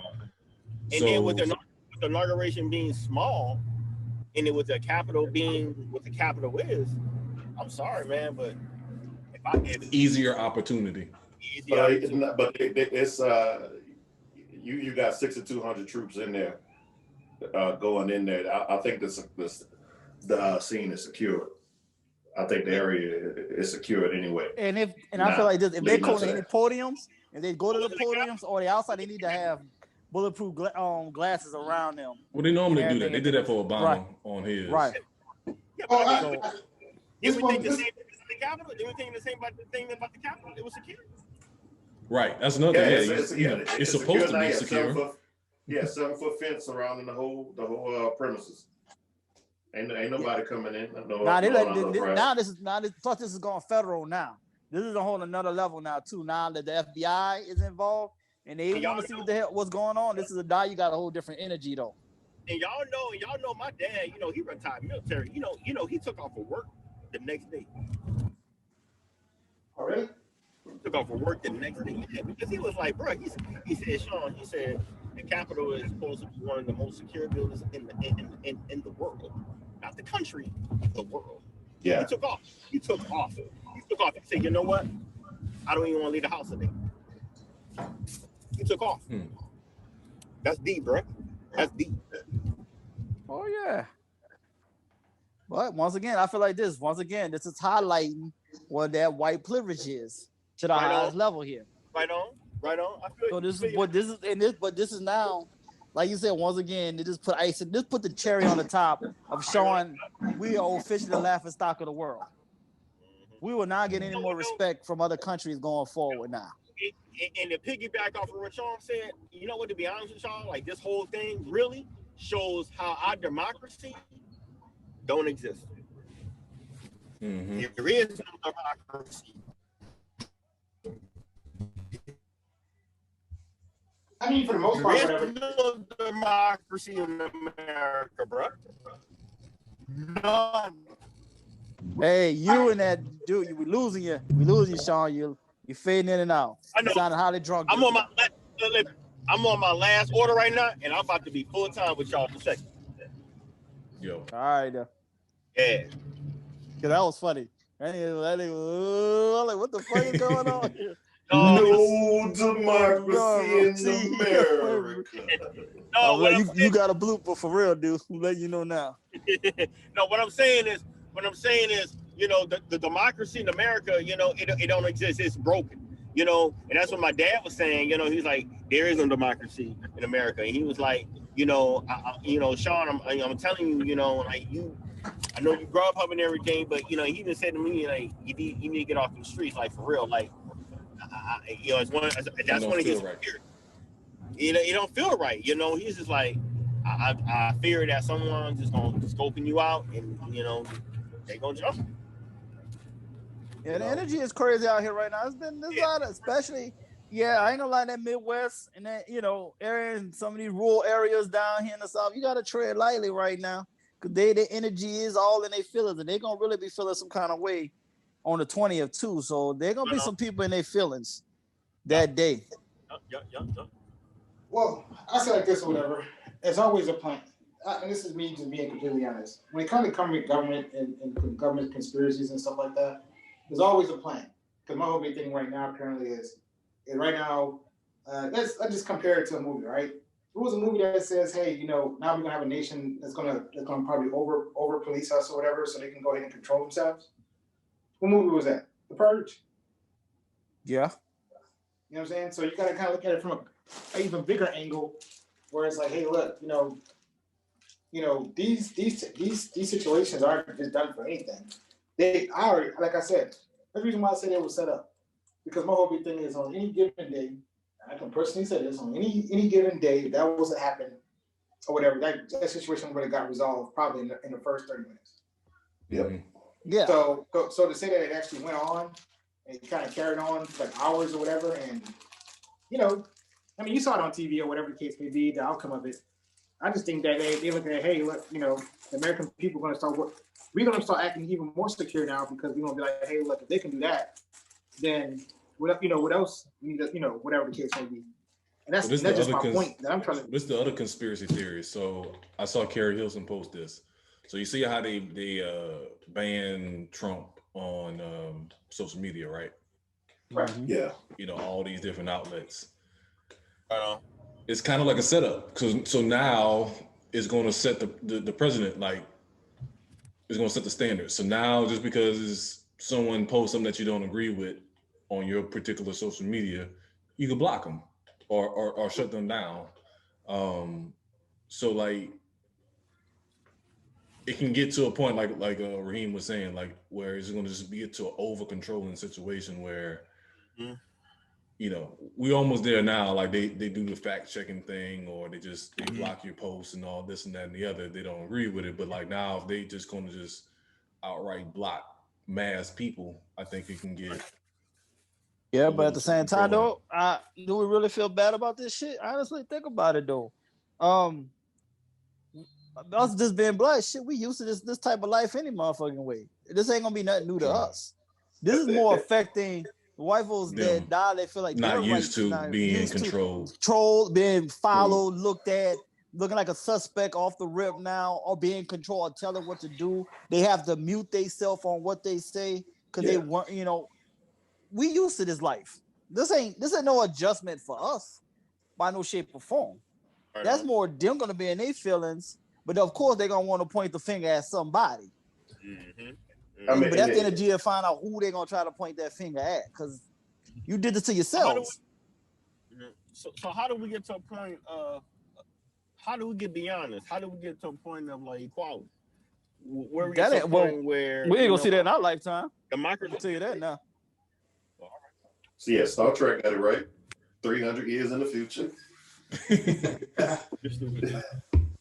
I mean, but that's just the truth, though. It is.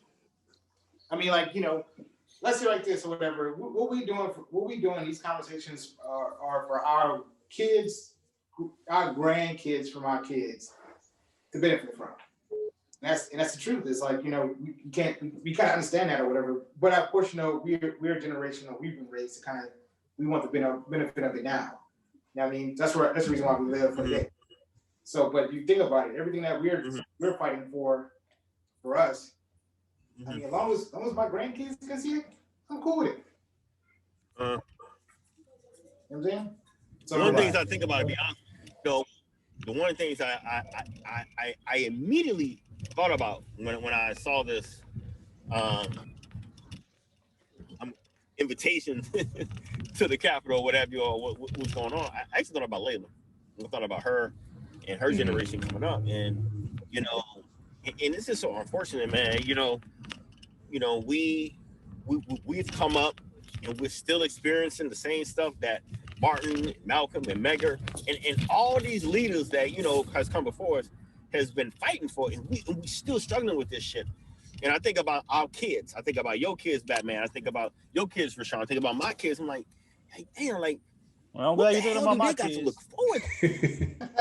Well, I'm just saying, I mean, I feel your kids, man, because, I mean, look, your kids are still young, but I'm just saying, like, I mean, especially like Batman. I mean, Batman's got younger kids. I got younger kids. Hey, I got younger kids. I mean, yeah, mine's grown, so I ain't thinking about mine. So I'm good money.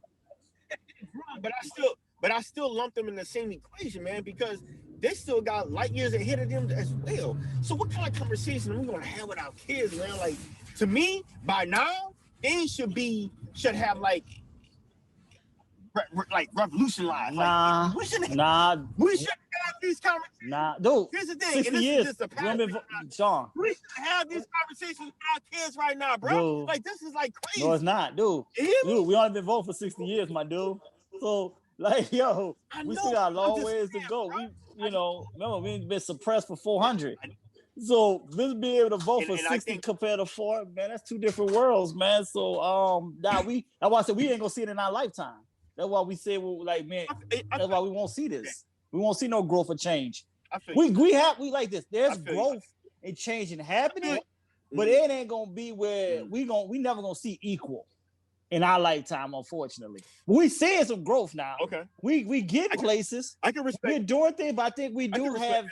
I think sometimes we are being too unrealistic of expecting everything right now. Like, there's still growth. You still got them, we still got them baby boomers, those racist baby boomers still in these streets. That's a huge generation of, that's those same people that's in our parents, the latest age of the baby boomers, like 50, like 58 now? Yeah.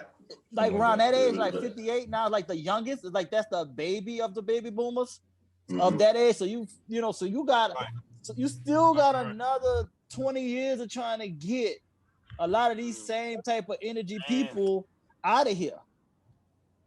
I go back to the Tracy Morgan joke. He, when he was talking about Paula Dean getting in trouble for saying nigga, it's like, you gotta realize she was 18 when the Civil Rights Act and the Voting Rights Act came along. So she had 18 years of saying nigga. She's supposed to get that up all of a sudden.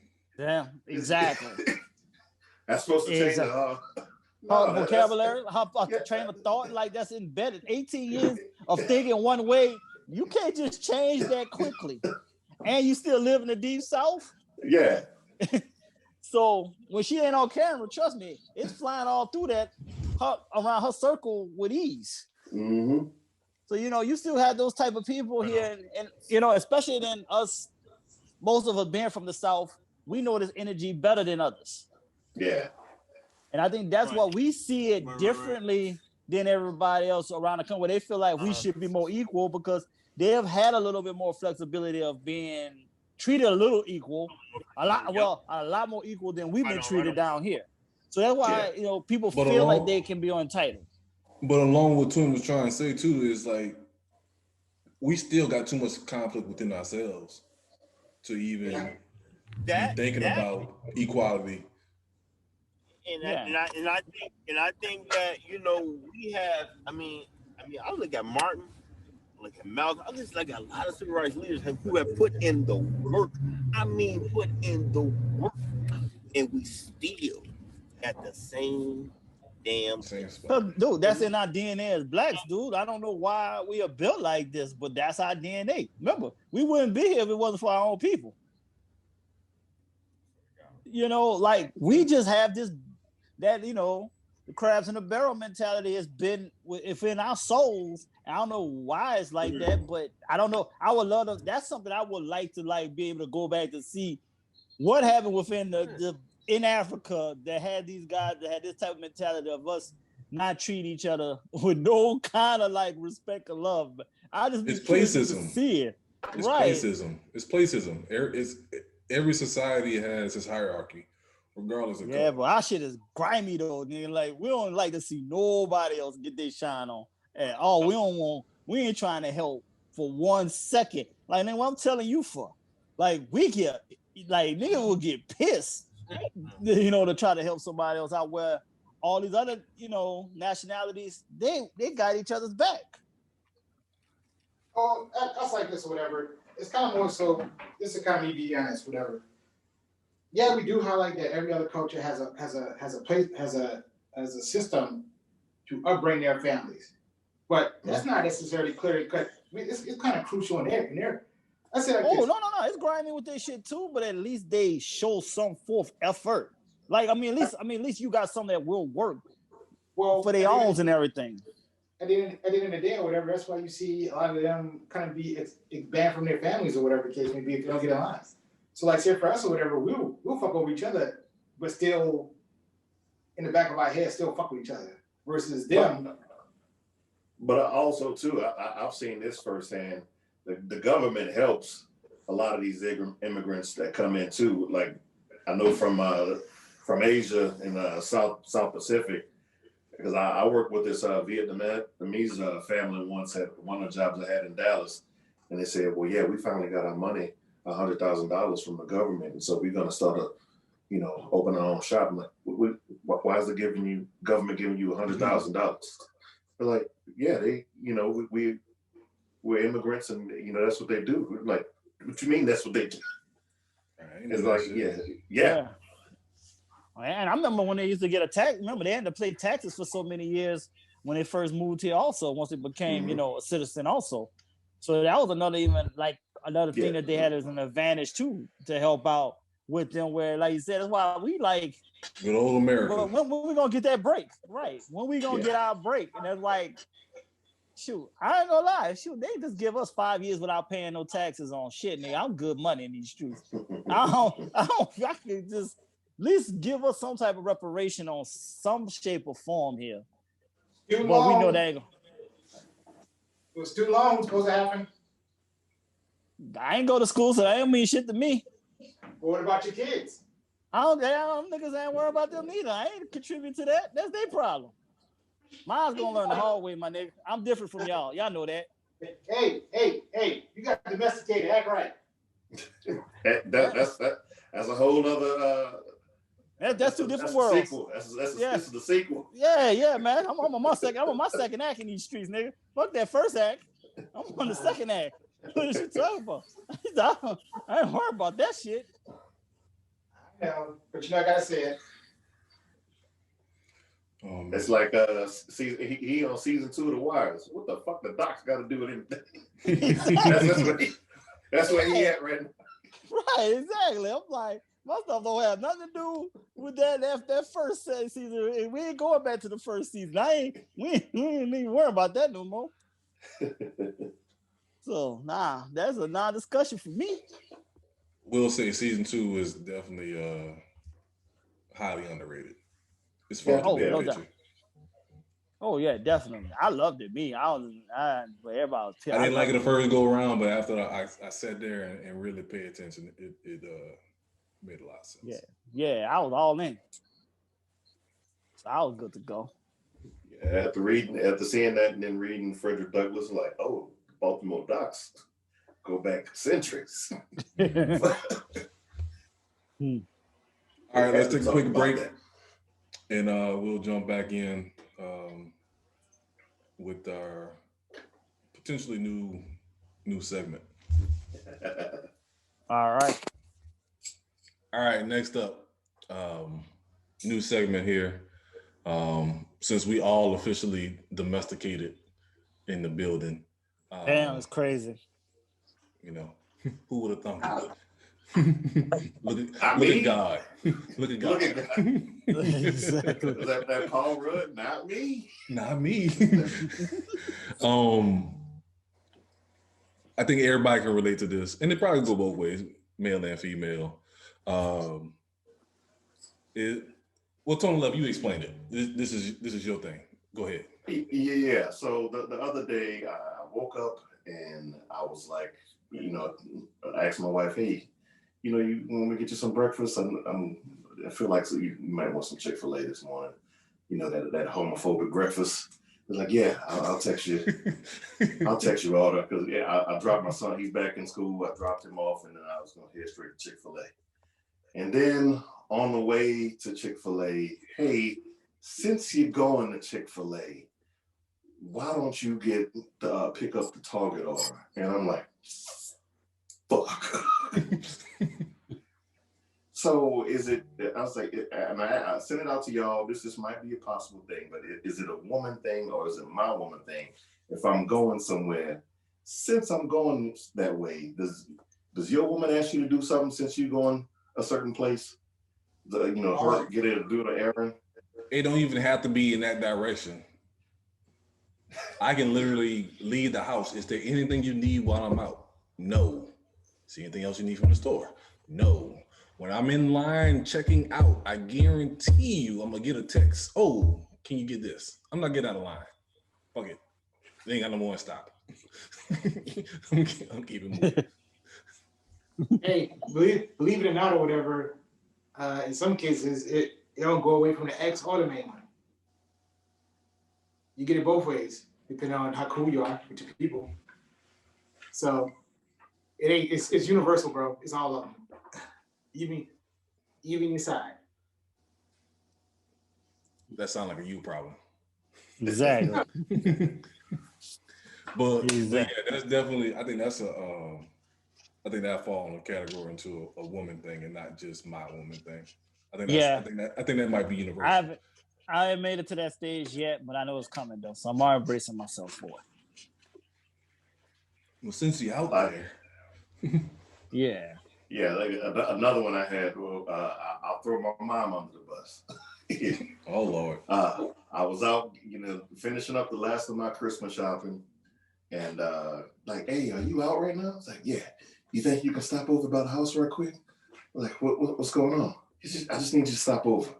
I need you to take a picture of something. Like, all right. And so get to the house, and I see her little dog and everything, got the little Christmas sweater on, and then my mom come around the corner in a matching Christmas sweater. I'm like, yeah, I need you to take a picture of us. I'm like, oh Lord. You call me all the way over here. See, that's why I'm trying to get out of the same city with my mama too. So, cause that shit there, yeah, I be bracing myself when she call, like, oh shit, well, I'm about to have to go do now. Okay. Well, I know my mama don't listen, so I'm gonna throw her underneath the bus. This is me right here. I'm in Georgia. 99.9% of my family is in Louisiana. In immediate access to my, 20 minutes or less, pretty much other kids, grandchildren, etc. Soon as I cross the border, she needs a trip. She got to go somewhere immediately. Well, can you stop on the way? Because, she stay in the East. So I know I'm going to go stay in La Place by my brother or my uncle. So know I'm have to be on the road. I just want to get in, unpack the car, breathe a little bit. Well, can you stop and pick me up and bring me to Walmart or bring me to Winn-Dixie? And that turns into 5 minutes into damn near 5 hours. I'm like, all week you couldn't find nobody else to come make that run. I should be on the road for 7 hours. You're the reliable one. Because you're the reliable one. Hey, Yep. Regardless of that, I ain't around. I don't live here. But see, that's the same thing. My parents do that. My mom do that to me too. She'd be like, "Hey, I've been having this issue for like the last 3 months, but I want to wait until you come back here and resolve it." I'm just like, my new brother-in-law stays there in Memphis. My sister stays there, but for some reason it's me because I can get it done quicker and more, efficiently. Yeah. Or even like tech stuff. Like you rather me explain it over the phone versus just calling my brother or my uncle to come and just hands-on do it. Like I don't understand that. That doesn't make sense to me. You're the reliable one. Yeah, exactly. And your stuff make more sense to her. Like she has the patience enough to hear from you than to hear from them. It's sometimes to be just that simple, but it seems like it's a lot, but you just make it easier and simpler, and she just prefer to hear from you. Shit, even my dad do it. To be honest with you. So. Oh man. So yeah, definitely that's how it be. What other domesticated scenarios we got? Let me see. How you actually snitching is definitely is a Goodell thing. We already know that for a fact. Yeah, that's a household affair there. That is a household affair. You know what? Actually, what I say is family snitch together, stay together. No. How about this? So, you know how some couples how they engage, right? So, like, say for example, you guys, I personally know how one couple is closer to mine, but it's like sometimes or whatever you could be petty. It's actually pretty attractive to be petty with your spouse. You say shit that only y'all two know. Yeah. Like, inside jokes like a motherfucker. He's like, oh, once you get in the kitchen, I said, hurry up, boy. You hurried up last night because you nutted in 2 minutes. It's like, oh, all right, bitch, I got your ass.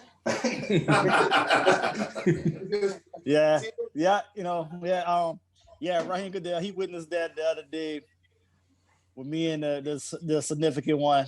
We were going back and forth, and he was surprised by the quick draw that both of us had at the same time at each other. Like we've been doing this shit for years.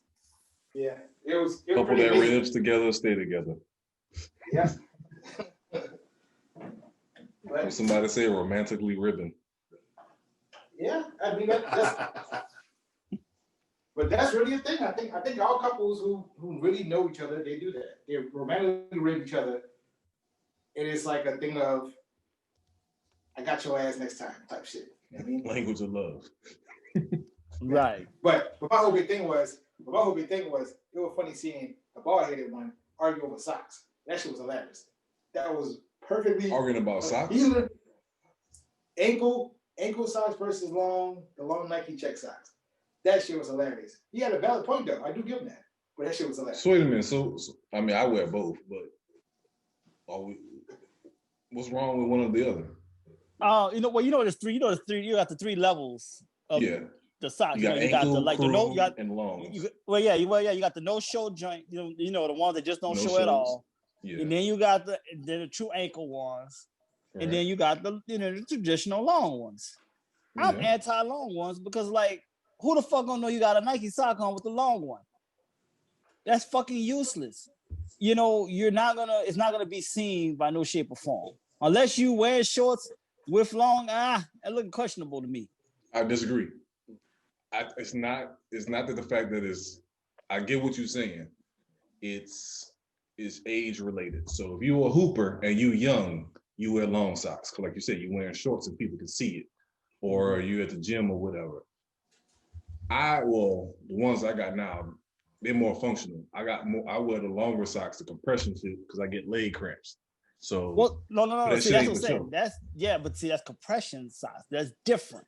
We just talking about just regular. We just looking at the regular jerseys. So just random every day. We just wearing long socks. Long socks joints. That because she was picking out some socks for me of the Nike joints, and I wasn't like feeling. She came with the long ones in front of me. Man, get the shit out of here.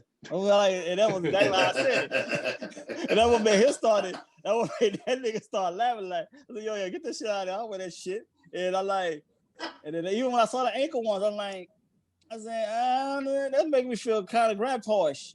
But I like not giving them no shows. I just like to wear the joints that don't show at all. That's just my thing. Only problem with that. So the only thing about the no shows, if you're wearing low cuts like in Kobe's, they be sliding off your foot, so your heel be exposed all the fucking time. So I can't wear no shows. The Nike ones are good because they're heavier. Now you do. I got them and they still don't work. They still don't work for you? Nah. I didn't get my feet long. I don't know.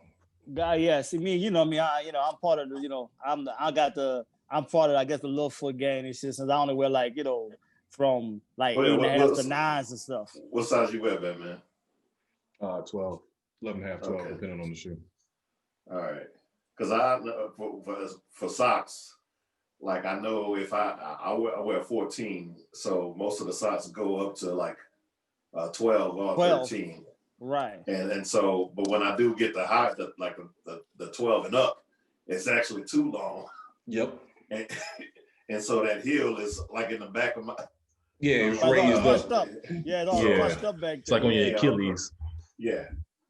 So I wound up having to go back to the 12, and even then, like you said, certain shoes, it's coming down. Yeah, it's socks are weird. You got to stick. Then once you find a brand that works, they got the perfect size. You got to stick with it forever, or that particular style. But it wasn't just the socks too. But then it was just like they had the Nike underwear also, and she was trying to, and I said, no, don't give me that shit with no white ones and shit. And I don't do that white shit. I feel like tighty whities and all that. I said, no, I don't get out like that. I said, no, I need all those colors and shit and stuff like that. So we was just all over the place. And he was just like, that nigga was in seventh heaven, Snitch Goodell over there. He thought the shit he can't wait to get into the mix of that shit. Yeah, Hey, but the funny part about it is the whole time they're arguing, right? Both of them have a smile on their face. Oh, he does some shit. like Peg and like the Bundys, huh? Yeah, they like all this back and forth or whatever, and the smile on his face. I said, you know what? I see how I look, how me and my wife look. We do the same shit. Yeah, so it just be like more just messing with each other than anything else. We taking shots and shit, but I did say get the fucking long socks off my fucking face though. I did say that with ease. Like that shit was just a disguise. I was like, that ain't going on my feet. I know she perform. I probably need them, but I just don't want. I just too stubborn to want them. So that's how that works. Oh, she gonna get your ass. And let her know, because I already know this answer. Don't be cross-matching socks with the shoe brand. Oh, no. She's not about that life, man. I ain't gonna lie. I'm very proud of her. Like, I remember kind of like the first weekend she came by, she had Nike all on. But then the next day, when we was getting ready to go out, she had pulled out these Puma shoes. And I got highly concerned. Like, she better not fucking about to match this shit, that damn Nike hoodie with this shit. I'm about to snooze. But then that she had on pattern, and I saw she had the Puma t-shirt. I was like, oh, that coordinates. She coordinates. I said, all right, we good money in these streets. We good money because I'm about to be like, I said, well, you ain't wearing that t-shirt today. I'm gonna tell you put that anything Nike with them Pumas, you about to switch shoes. Yeah, I have to get on my son about that cross branding, and finally my wife like, these white people don't care. Don't wear that. Only thing you can cross brand is I will say is approved is Nike and Jordan. Yeah, you can do Nike and Jordan. Yeah, because Jordan apparel don't look good at all, honestly.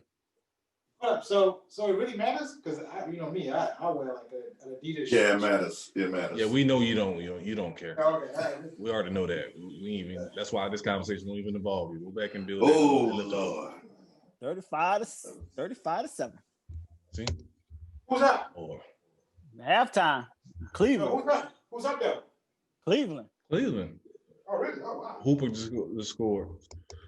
Yeah, so I'll take that serious. But but you can't get away with that. Yeah, because Jordan stuff just don't be on point to be. I just can't do it. So. Yeah.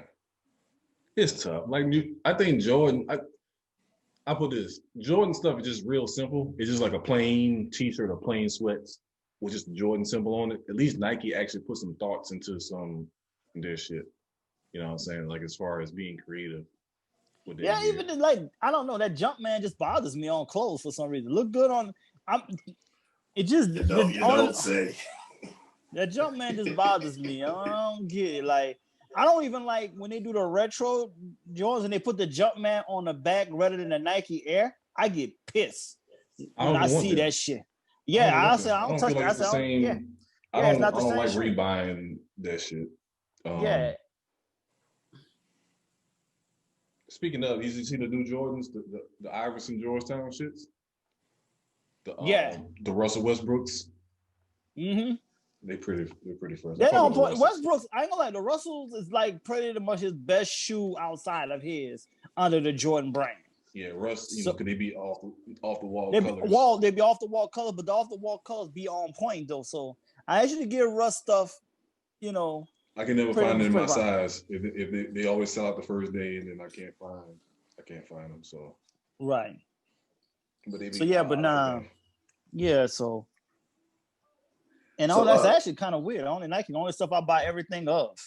So speaking of shoe brand, I remember this story about Kobe was planning to leave Nike a couple of weeks back. Do y'all think there was any truth to that, or? I think so. I can see it. I can see it too. I can see it. I just didn't, and I think I said this at the time. I just don't want it to become a conspiracy and just kind of taint the whole situation, because you got to think about it like this. Even if it is true, you don't want it to be true, and it took the life of his daughter and other kids. I just think it was an eerie coincidence more than anything else, because of the fact is like I think, like I said, Kobe knew, but I think too, Kobe would have been, he can brand himself better on his own. Without, I think he would have, especially on the own, because Nike don't, for some reason, it seems like Nike don't really promote themselves as much in China as you think they do. As they should, but Adidas They should. Yeah, Adidas do strongly, and Reebok does on the low with Iversons. Mm-hmm. That's why they always re-releasing the Iversons, because China just loves Iversons so much. And that's why they'll do that. But it seems like Nike don't really, they do, but not too. And you don't see Jordan out there. You don't really see them. Good point. A lot of people go out there on the Nike side promoting like that. And I think Kobe's seeing that as a untapped source for just himself. Because just for his popularity. Right, because he could have just went strictly Mamba.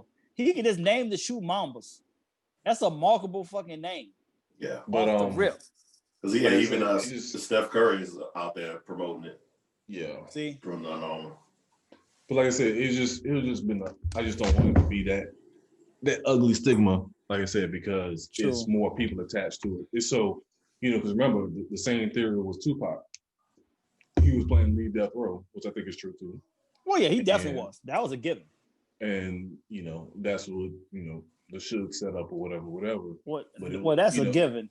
But that was just him. It wasn't him and, he ain't had no kids, but other people or whatever taking down with him. But like I said, I just don't want it to be. That's just, of course, I just don't want it to be true. Coincidence. Yeah, I don't think want it to be true to take that many people down. Yeah, I don't think it went to that extent to do that, but I think, it was an eerie coincidence. But knowing Kobe, I could see him definitely was gonna probably leave. Because if you notice, he never promoted his shoes through Nike. He never did any commercials. He did that early in the middle of his career. And the Kanye thing. And that was and that's the only time. But that was the only year he did that. But it's also different too, because once he got with Nike, it was towards the end of his career. Yeah. So, he's already established in this and that and the other. So you don't have to put as much effort into it. That's true. So I mean, that may be part of it too. But again, it's also his personality. Like he wasn't a rah out here do a whole bunch of commercials type of guy too.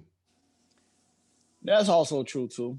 But yeah, and it made sense on me. I read his book, and he was talking about as far as design, him going back and forth with Nike. How he wanted with Nike on how, because he wanted that he had to fight for that low top and basketball shoe, and they kept telling him, well, no, that's not going to work.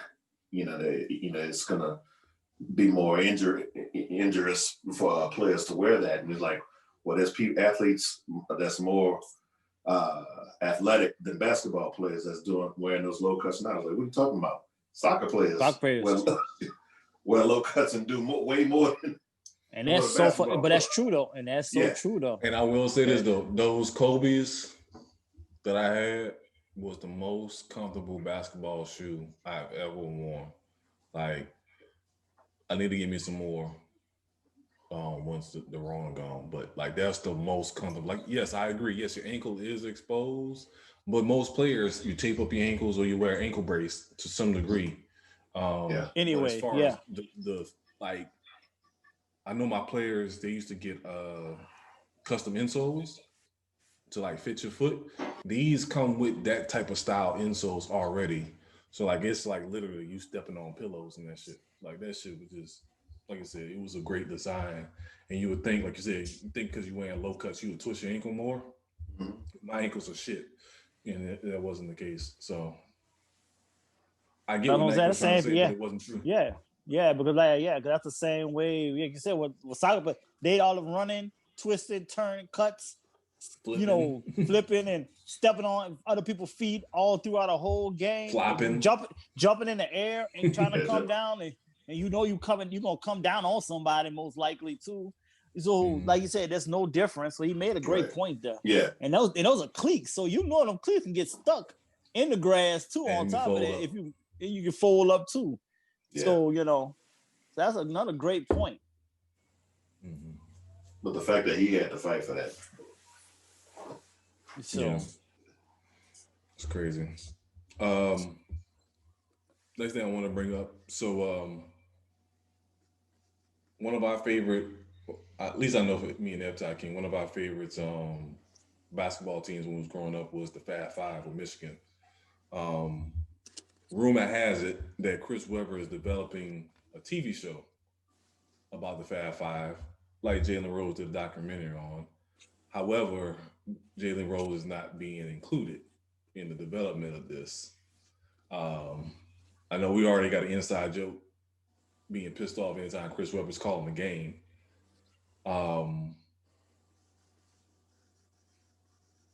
Why would he even try this? That's my thing. To have the audacity to try this is ridiculous to me. And you didn't even want to admit yourself of anything dealing with Michigan at the time. So he didn't. Yeah, he threw O'Boy under the bus. The guy who was helping, the booster, who was helping his family, helping pretty much everybody on that on the team, and you're still not you're not in good standing with Michigan, right? If I'm only one is Juwan. Juwan is on there.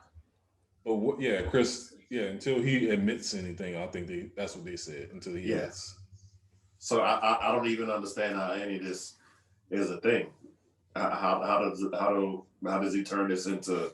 Unless he's using the show to be admitting, like he puts it in the show. I don't know. But I hope you still have if Jalen is not a part of this to tell his part of this to help development. All five guys are still here, so all five of them should be in the mix of development of this show. So that I know they say Jawan's involved for sure. That's what I read. But if Jimmy King and Ray J, if they're not a part of this too, then this is BS still too though. All of them should be in the mix of this some way, somehow. But I know Jimmy is more so on Jalen's side, so right. Because he called him big players, he a bitch. Yeah. I don't know. It just I hate to see it that it's like I said, one of my two of my favorite players were Jalen and Chris. You know what I'm saying? Like my left hand jumper looks better than my right hand jumper, and I'm right-handed because between Jalen and Chris. Yeah, I always like Jawan and Ray, and I was on and Jimmy King. That was my two. Yeah, Jimmy was yours. Chris was mine's. You know what I'm saying? Because I thought I was going to be taller than what I ended up being. But just being a big guy that can get the rebound and handle. I know in junior high I was able to be a facilitator and still play the big. So that's something I just figured, oh, well, I can do that. You know what I'm saying? That's what I mimic my game in 7th and 8th grade behind. But I just don't see, like you said, Jalen is loved by everybody in basketball, hip hop, sports, period. So how do you everybody not gonna roll include with him him first? Yeah, you know everybody rolling with him first. Yeah, off the rip. Mm-hmm. So I don't see how the show would be watched without Jalen and no mix of this. It's kind of mind-boggling to me. But at the same note, this is my question to y'all, though. Which one of y'all would be more likely to branch off and do a Trophyz and Medalz on Ebbtide, Life and Times on Ebbtide TV show? And no, not just counting us on the podcast, but just the rest of the crew. Like, who's more likely to do that? You can go ahead and say me. I'll take the fall. I don't see this as a who leaves the Fab Five first. I think this is a more who's going to be Bobby Brown first. Yeah, that's what I'm saying. Yeah, who's going to be Bobby? Yeah, there's different levels to that. I got my vote, I think, and when I say it, y'all not going to be surprised. Lindsay. Yeah. You say yeah. Yeah. I mean, I don't put him fully in the mix of us like that. That's why he already. I'm talking about recently. Yeah. Yeah, the lone wolf. He's already been the lone wolf for the longest anyway. So we had to go with somebody within more of the click. Yes. Who would y'all? Because y'all already knew who I'm going with, so I don't even need to say nothing. I appreciate it, Rashad. Nah, it ain't even you. Oh, it ain't even you. Oh, let's win. Nah. He don't even want to get on the show. I don't think so. I don't think so. Why not? You always say, hey, he lost y'all in divorce anyway. Oh man. So why not? That's all I'm gonna say on that. Yeah. That's the only person. I'm just saying. That's the only one I can see, that won't make an appearance on him, but then all of a sudden get a podcast out the blue like that. What the hell is this about? I need a girlfriend. Got it. Oh, so man. So that's the only person. In order to be Bobby, then you got to be Bobby now. Right. So yeah, so that's how I can. That's the person I see of the clique. But like I said, they can't make an appearance, but makes an appearance. Makes his own appearance, huh? And that's exactly what Chris Webber did, though, because like originally he was involved. Like he recorded shit, and then when it came time to do the final cut, he disappears. So see, that's why I said. See, that's who I picked. That's why I pick who I picked. Missing like the old bandits. And for Chris Webber, that's the thing I don't understand is that I think he sees himself as a beloved figure in all of basketball. I think he's really not. He's not. But you know what? That's a great point. He really do think he is. Because think about this, like people. So looking at his NBA, just his NBA career alone. Mm-hmm. Did you really think he reached his potential? No. Regardless of injuries, I think that even those few All-Star seasons that he had, he fucking achieved. Like, dog, he was literally like if he was in today's game, he would be like the perfect center. or whatever. But like the fact Right. that he made these multiple All-Star, like when it came down to clutch, I don't think he was that person you can go to go get a bucket. Nah. Right. I mean, one, do you consider him an all-time great? Has he ever finished top 5 in the MVP voting? No. No, that wasn't it. No. Is he first team All NBA or any team All NBA ever? Maybe. I think he made All NBA a couple times, but I don't think he was first. But Not I think even first. Yeah. Yeah, like I said, I think he With the really research thinks he's, a beloved figure in the history of this game. I'm like, no. Because No, remember the those Fab Laker Five. battles, he couldn't finish those games. Mm-hmm. The years with the not the Wizards, but the Bullets, they made the playoffs, but they were, there was an 8 seed every year. Yeah. You know what I'm saying? So like He's beloved because of the Fab Five. And another thing too, I mean, there have been bigger players than him to have admit to taking money back in college. Exactly. Well, so what make you so holding on special? to? Yeah, what you holding on to? But I think the thing with him admitting to taking money, remember he went to this big private school.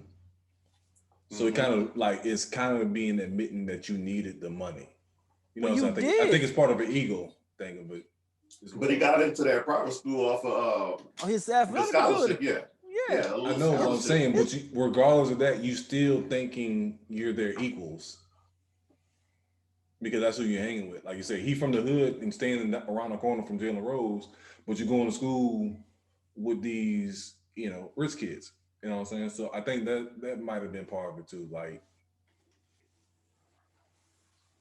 but he let that go to his head. That's why, like, as you can see, he let that go to his head, thinking he's a bigger figure than what he is. But he's only that figure because of the Fab Five, though. He's only more beloved. Eventually. Yeah, probably by default. I don't know why. I don't think he's gonna make it. I don't think so neither. No. Unfortunately, he's definitely Hall of Fame. His body of work wasn't big enough to really be that, to do that. I say eventually. No, I won't. Yeah, I don't think so. Yeah. Nah. Shit, if that's the case, then Larry Johnson need to be in. At least he won a college championship. Yeah, if that's the case. So. Yeah. I love my Larry Johnson, man. He was the reason I got the part in the middle. Shout out to the gold tee. Yeah. Exactly. Old Cliff Finest. All right, so let's take a quick break and we can come back and wrap up. And we'll go with Tony Love's What Have We Learned this episode. All right. All right, wrapping up. It's that time again. Tony Love, what have we learned this episode? Okay, what we learned here, I'm predicting, you're hearing it here first.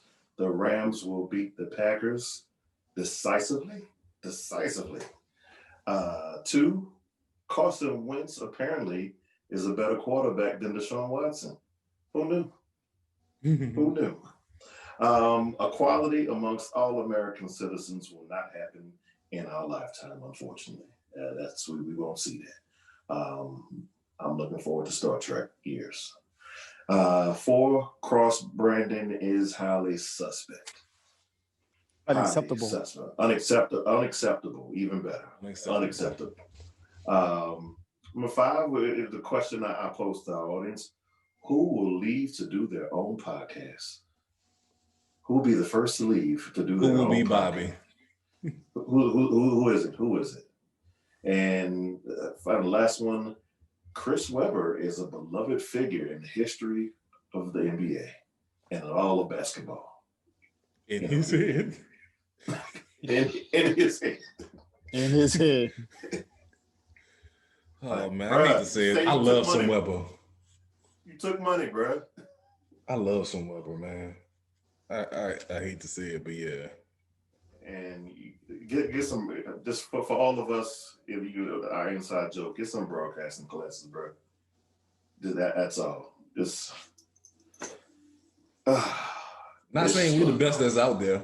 Yeah, no, we're not. No, it's not. Nobody's paying us to do what we do, but you know, you're getting paid.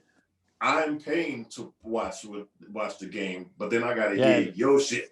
Yeah, on a paid channel. This ain't like we watch you on, ABC. We watch you on TNT, ESPN. Question though. Oh, you're on both. ESPN. He does both. Oh shit, he is on both. You are correct. No, he's on just a TNT. No, just TNT. Yeah, he's just TNT. Yeah, just Jalen is on ESPN and ABC. You're right. Yeah. So next this. Who's worse? Weber or Booger McFarland? Weber. Damn. And you know what? At least Booger McFarland has some edge. He knows the game. He knows the ins and out. Chris Webber. I disagree. So the level of talent of Chris Webber versus Booger is not the same to me. Like as far as just on the field / on the court talent. Like Booger McFarland was not a great NFL player to me.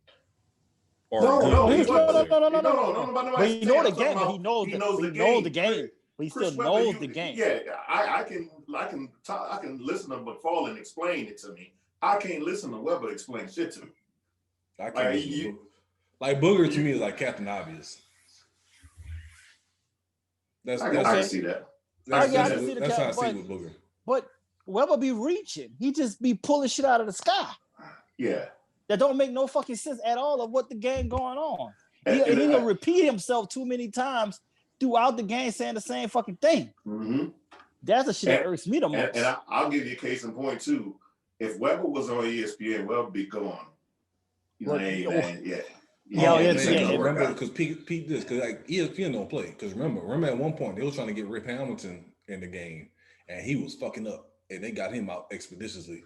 Yeah. Yes. They got him out the paint quick. And as you see with Booger, like, okay, this Monday night your ratings weren't good on here, but we're gonna move you over here, try it over here. Booger's getting chance after chance after chance. Yeah, we like. He does good at segments. He's good at doing the small segment. You just can't do you can't do no 4 hours. You can't get him for no 3 hours of talking. That ain't gonna work. But for like good 5 minutes, you give you a good 5 minutes there, and that's enough. Yeah, because I like the one he was first on Monday night. Doing that sideline thing. That was him. That was perfect for him. That was perfect more his lane. Yeah. So.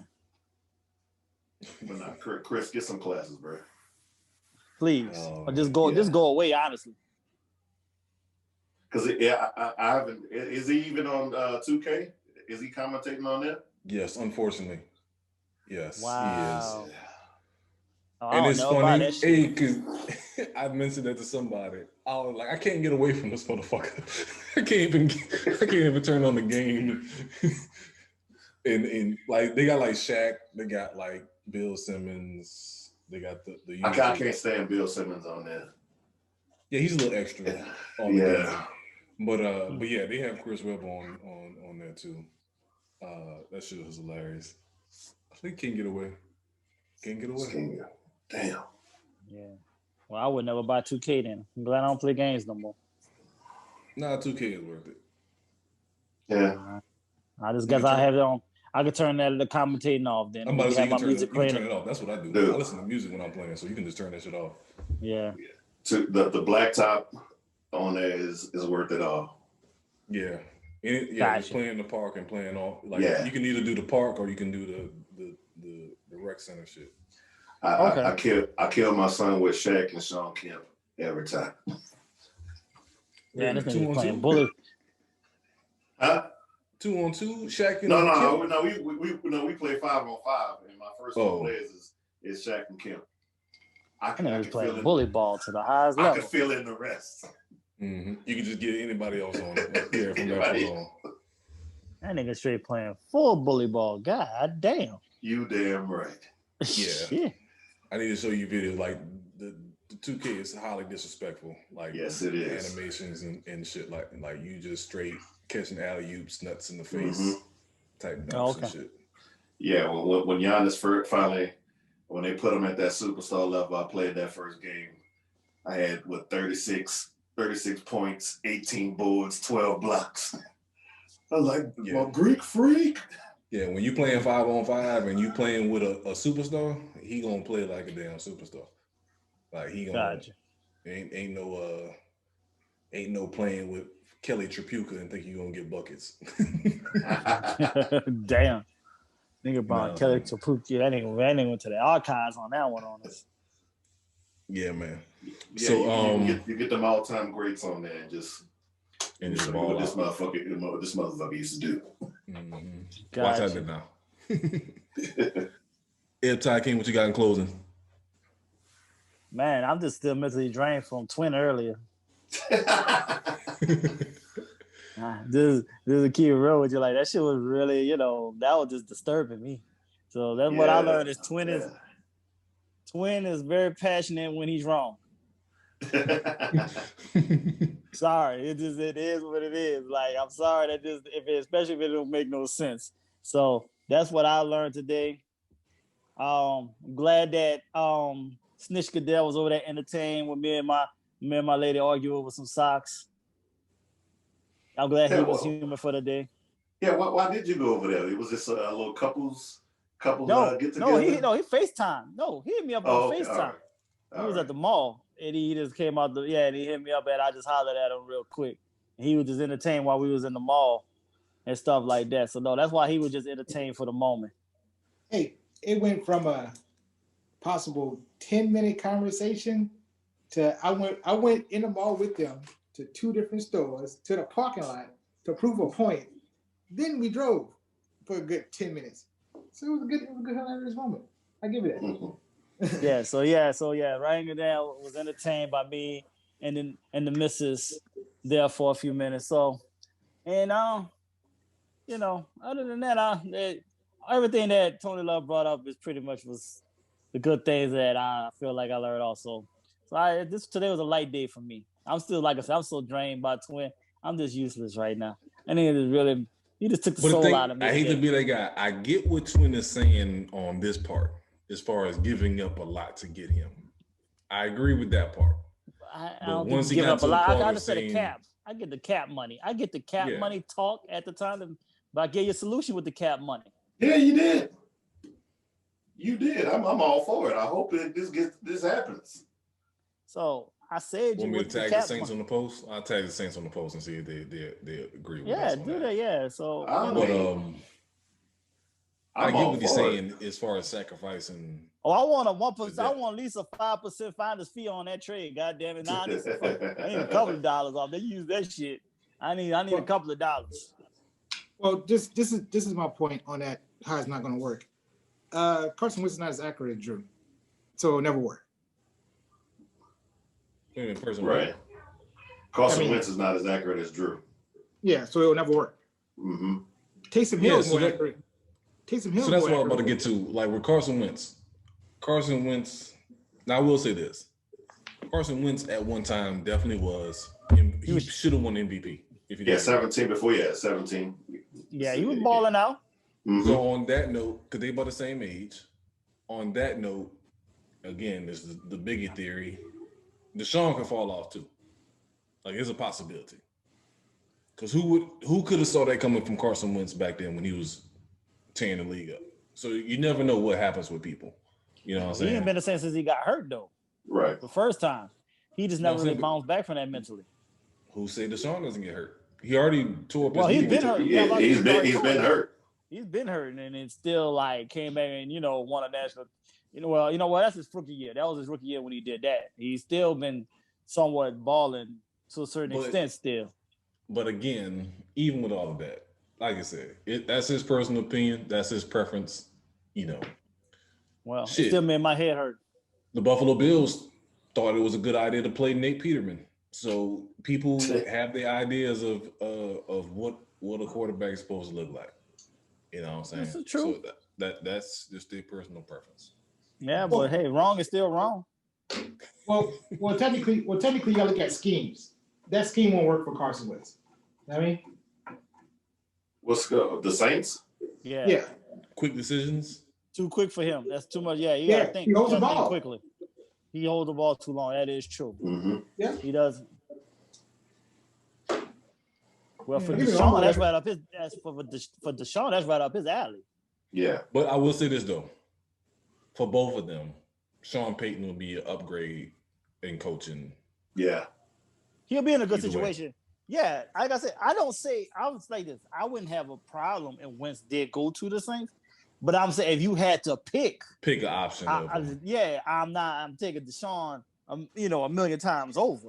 That's all I was just saying. But I'm not sitting here saying he was like Wentz is not good, but you just telling me to pick out of the two. I'm picking him first off the rip. So now Wentz hasn't been good for this season, and for his credit, I hope it was just a bad season. But don't put that on coaching. I can't see how you put that squarely on coaching. I mean, they were hurt too. So I mean, you can kind of give. They were not the same team. A lot of people. I mean, because they've gone to the playoffs the last 2 years. True. Without Wentz. Yeah. So don't sit up there and say, don't tell me it's coaching. yeah, and then he played most of the year. He played most this year, and then look what happened. He got benched. Mm-hmm. So you still had most of the same players. It ain't like the team changed that much. Yeah. No, they lost their receivers. They lost Aguilar. Jeffries hasn't been playing. They lost receivers. They ain't want Aguilar no more. Then go figure, come to my damn team. They all suck and catch. Ball up. So I don't know what the fuck going on with that. Zach but Ertz barely played. Yeah. Now that's what hurt him. I think that's the X factor. Security blanket. It's the same thing with Matt Ryan and Tony Gonzalez. You lose that blanket, that 75% of the time target. Right. So, look, like I said, I don't think it's over for Wentz. I think he needs to. He definitely needs to go to a new team. So I don't think it's over for him. It was over for him in Philly for sure. Mm-hmm. But he just definitely needs a different scenery now going forward. And Philly fans are notorious for forgetting. So, I mean, at this point or whatever, it's just good for him to just kind of just do his thing at this point. I mean, because Philly fans, they're not loyal to nobody. No, and they're happy they got the Super Bowl, so they still in cloud nine. Honestly, you didn't see them cry or complain at all this year. I see the thing that, if anything, I see Minnesota and Philly trading quarterbacks. I can see that. Because you got to think so too that for Wentz that'll kind of be like going home because Minnesota and North Dakota, right? That they all in that area. My old boss, she's from Minnesota, and talked about going to North Dakota all the time. So they all connected. Well, hey, New York City. Well, we hope. Well, we don't need. Well, guess what though? Wentz better not go with that shit up there in Minnesota, because Jefferson gonna call his ass out like he did for. He called out Kirk Cousins. Fuck Kirk. Exactly. So you don't need no problems, yo. Dude, that shit came out crystal clear, boy. I'm like St. Louis finest. I was like, God damn. Tell us how you really feel there. Mm-hmm. Tell them how you really feel. Raheem Goodell. What you got other than putting together the elliptical? Well, it's good to know that y'all don't think I'll go out and do my own podcast, even though I probably already. I think I've been in 2 other podcasts before, yeah. So I'm glad somebody else is a Bobby Brown in the group besides me, because I was thinking. That's what I wanted to say. There we go. I really think I'm gonna lose that vote. Is gonna be me, because I'm Aquarius like Bobby Brown, and I'm closer to Bobby age, and I could be sometimes a little reckless out of this from time to time, so I can kind of maybe see. I think I might get voted as this person for some apparent reason. That's what I wanted to say. I think I might be voted as that guy. Nah, you know what? Because technically, if you would have did it already, if it was me calling it. He would have did it before we even did our own. You know what? That's a great idea. Let me go ahead and do my own. Yeah. I think we would have did it already. you know, he would have did like Ralph should have did from the beginning. Mm-hmm. Yeah, Yeah, I think he would have. I would think he would have did it. I saw that on the little documentary or whatever. Man, Yeah, if I was Ralph, I'd be pissed too. So I would have never talked to the group ever again in life. They owe Ralph so much money. Like, no, I really could have did this on my own, but I decided to split it with y'all. Yeah, I could have been solo. That's like Juvenile with Cash Money. You know what I'm saying? Like, technically, right. He could have did it on his own. I really could have did this by myself. I could have went solo after Candy Girl. Mm-hmm. Oh man, I'm so mad I slept on that and took a while to watch that shit. Did you at least see the Bobby Brown one? Yeah, I saw them both. I watched them both. That's after y'all cussed me out. I went back and watched them both back to back. Oh yeah, man, that was outstanding television. Both of them, man, outstanding television. It just took me back. The music that they did a great job as far as reenacting the video shoots and all that shit. The concerts, and it was very detailed. Yeah. Some shit. You know what I'm saying? Like, especially like the Whitney Houston shit. Like, it looked like the Whitney Houston tour. I remember that. So it's just little shit like that. I still don't like how they did the shooting part with Bobby Brown though. Yeah, that wasn't real. That wasn't fact. That wasn't facts. That wasn't facts. I don't like how they didn't use that. They didn't use that right. I understand why they did, but it's not. They didn't do it accurately. You're like, man. You're telling the story, man. You're telling the story. Mm-hmm. You can't, and it's still basic TV. Can't be that real. Don't let facts get in the way of telling a good story. Exactly. Hey man. Exactly. Damn it, man. I want them to show that nigga grabbing the body and putting over him, man. You let Shaw call getting shot up. That shit was real. You know, I got inside information. I could just make a phone call and ask how that shit really happened. I mean, if that's HBO, then yeah. Man, that's what right. It was on the wrong. Yeah, it was on the wrong. That was the part. It was on BT. Yeah. Yeah, that was the part I wanted to see the most. That's all I had. I was like, oh, they gonna show that, and they kind of shot like, man, this ain't it. The boy got lit up like a Christmas tree, man. What the fuck, man? This ain't it. I'm like, all right, I get it. I said I got it. Had to be tasteful. I guess. Anything else, Raheem? I know Valentine's Day is coming up in about little close to a month or whatever. I'm just gonna tell y'all ladies, ladies or whatever, y'all pussy ain't a gift. So we want flowers, we want edible arrangements. You know what I mean? Go buy me something. You know what I'm saying? It's just one of those situations where stop pre-planning or whatever, because guys across the globe are pre-planning for possibly a night of fucking. So go ahead and do them a favor. If you like them, go ahead and buy them a gift. Option number 3 or whatever. Tax season's coming around. Pay your bills. Get your credit score up. Invest in the stock market or invest in cryptocurrency.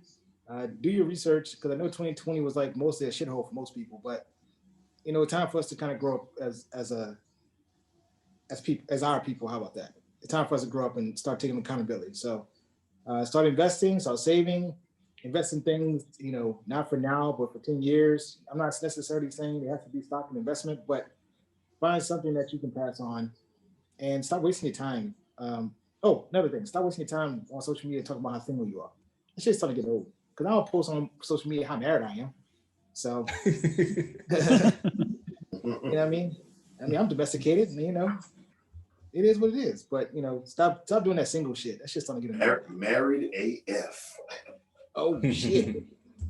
22 years and 4 days. You know what I mean? I'm about to have meatloaf and mashed potatoes the 3rd time this month. Honey came through. You know what I'm saying? Bought me In-N-Out burger. Stop that shit. Stop presenting to single. That's just starting to get annoying. Wife had one more free delivery at Wingstop and hooked you and met your boy up. Extra crispy, all flats. Oh man. Now that you said that, Raheem is definitely the first one that's going to lead the crew and have his own podcast. He's gonna do his own podcast on relationships going wrong, snitching and side chicks and Saints foolery. Hey, to be honest with you, or whatever, I did kind of say that. One person who I probably see as like it could be me, but I don't. Charlamagne the Guy is kind of really close in personality. Like it's right on the money. You know what I mean? In regards to like, I ain't gonna necessarily say I'm gonna get my ass beat up to a certain degree, or I won't say that part. But as far as like his voice of reasoning, yeah, I can see my ass doing some dumb shit like that. Oh, as a matter of fact, or whatever. To be honest with you, just to bring it out there because I know we brought it up. I did get asked like 2 or 3 times to be on other people's podcast, and I said no because it just didn't feel right. Do it. Yeah, no, man. That's exposure. Promote us. Promoter. No. Here's the thing or whatever. I'm too lazy to repeat myself. So the shit I repeat here, I don't want to go repeat that shit 2 or 3 times. I will agree with that. So like when people like debate sports and debate shit that I know that we're gonna talk about, I don't even want to talk about it. Yeah, it's kind of like just get exhausted. Yeah, one and done. Yeah.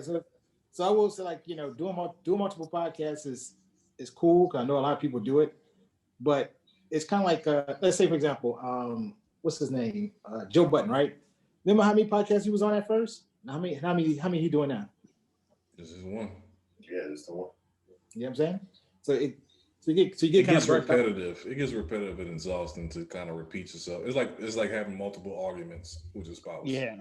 That's why if you're gonna do a different podcast, it gotta be like a whole different subject matter than what you already talking about, so that at least you're not repeating yourself. No. I'm good with this one. And if you notice that too, that's why ESPN got rid of a lot of their talent because you having multiple people on the same type of shows saying the same things throughout the day. So like it's overlapping. So yeah. So I mean that would be my thing. I understand people want to have different bags and whatever the case may be, but I always say like, hey, look, focusing on one thing and making sure it's genuine and whatever will always bring money.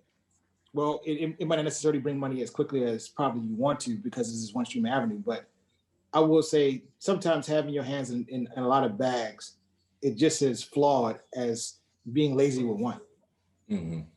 I mean, right. I mean, even with us, like the idea of having other podcasts, I would definitely want it to be something completely different. So like maybe it just be focused on movies or focused on music.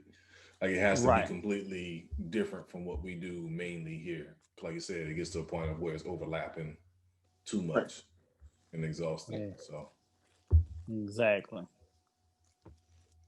And outside of that, I give Ty King credit. I was exhausted too. I wasn't even part of the argument. Yeah, you was definitely hiding on that one.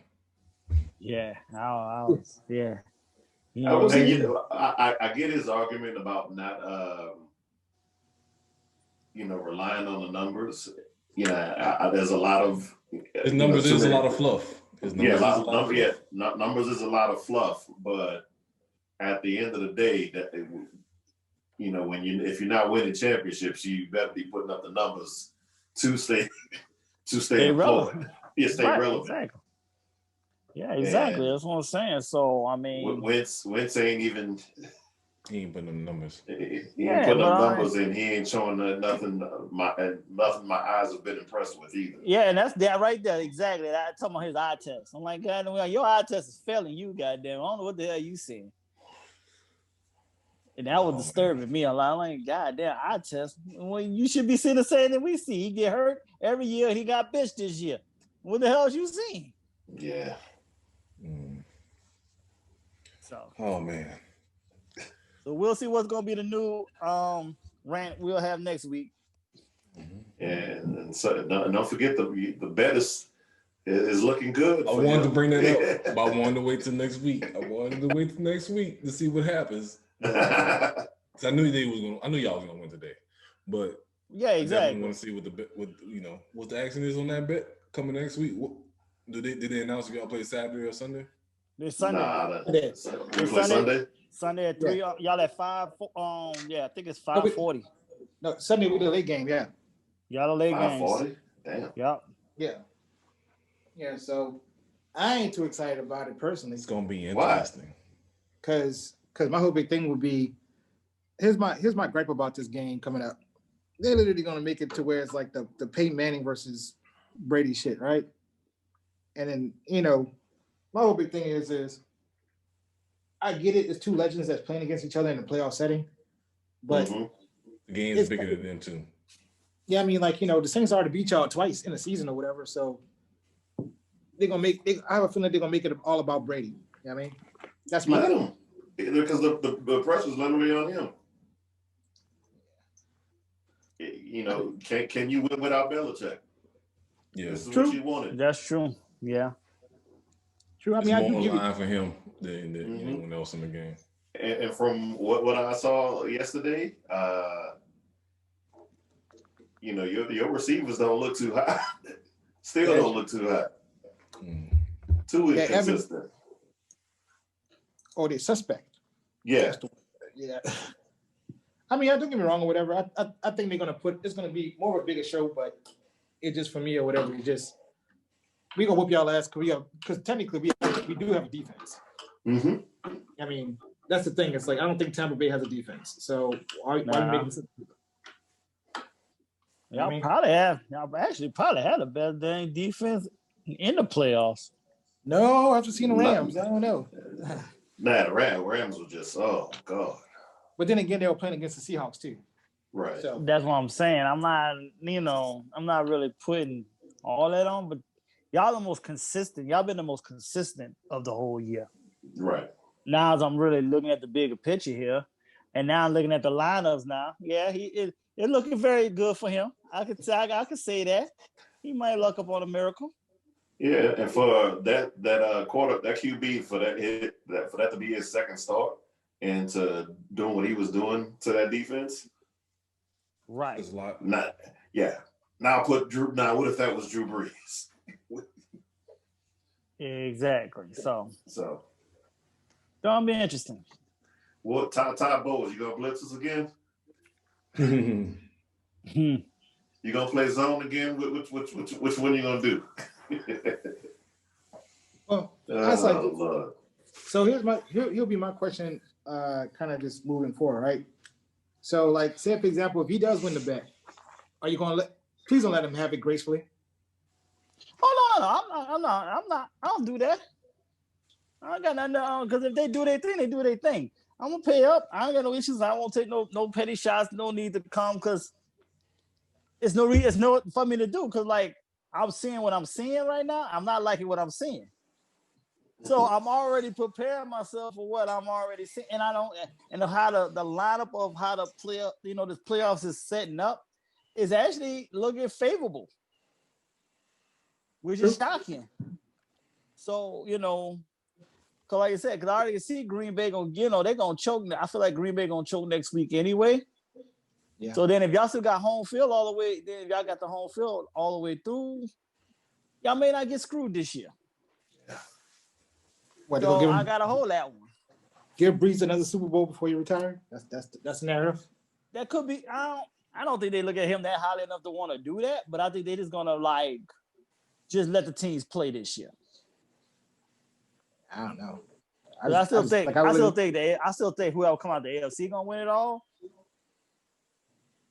But it just what comes out. Because I looked at this playoff as so open. But I'm still gonna go with whoever come out the AFC though for some reason. Out the AFC? Yep. Whoever comes out there to represent, I think that's gonna win it. They're gonna win it. As of right, that's how I'm looking. Because I'm looking at it if it's gonna be what it looked like. It's gonna well, you said wait because now that you gonna have probably Baltimore and KC playing in the AFC Championship game maybe now. The way how this may be going now, but Pittsburgh is coming charging back. Yeah, all charging back exactly. So that's what I'm saying. Maybe we'll see here. We're gonna see if Cleveland about to pull off ultimate choke move here. I don't think so, man. They're not Atlanta. Right. They're down. There's 12-point game now. Yeah. So, and there's a whole quarter to go. Yeah, it can get ugly real quick. Yeah, so. For me in closing, Titans are who I thought they were. Defense was our Achilles heel. I'm sorry. So sorry. Yeah, like I said, unexpected expectations early on in the season. Big homie Tony Love, thank you. We need to get a pass rusher. Clowney wasn't the answer. Vic Beasley wasn't the answer. We tried. So I'm not really that upset. Now that I kind of think it out. We attempted to get a pass rush, and it just didn't work out with the two people we went out and got this year. So it is what it is. I just hope that A.J. Brown, Corey Davis continue to develop. We'll be all right long run, so we good. Tannehill did good. Should have been a Pro Bowler, but he ain't got the big name, so they didn't get them love there. But the other thing, check us out on YouTube. Check us out at trophyzandmedalz.com. Pretty sure we got a blog post coming again soon from Tony Love. We're on Spotify, Apple Podcasts, iHeartRadio. What else we on? Strip clubs. Strip clubs. We everywhere, man. Check us out. So again, we're gonna put some polls out, and not the strip polls that Raheem talking about, but hey. Make sure you bring good chicken wings though. They bring NFL and NBA players coming through. Extra crispy. Other thing is don't be the Chris Webber of your crew. Yeah, exactly. Don't be Chris Webber. Don't be Bobby Brown. Oh man, you know what I'm saying? What's that? You don't get a Bobby.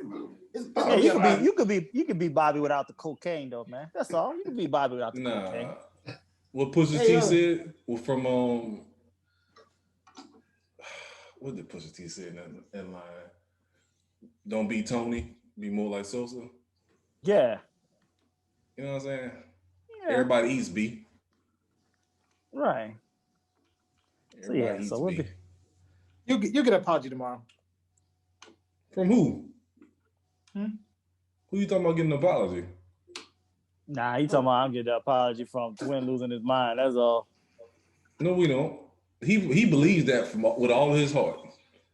Nah, he'll call and apologize. He don't call and apologize. Oh yeah, I got heated again and everything. I know, Negro. It is what it is. We need Jesus though. He meant it though. What 50 Cent said, whatever he said, he meant that shit. Exactly. Oh yeah, he definitely meant it. We just gonna apologize for the aggression part. That's all. Just the aggression. Nah, we need that energy. We need that energy. Yeah, of course. Yeah, we need the recklessness. Yeah. But yeah, we'll be back next week. It was divisional round. Yeah, I'll make sure to take a nap before the next one, just in case he has these moments again. He took all the energy out of me. See the Steelers come back and win this one, but we'll be back. Raheem, good luck on that damn elliptical. Looks like you're gonna be on that shit all night. Oh no, I'm almost finished, baby. You know what I'm saying? Okay. I read instructions. Ethnic engineering at its finest. We'll be back next week. Later. All right, later. All right, later.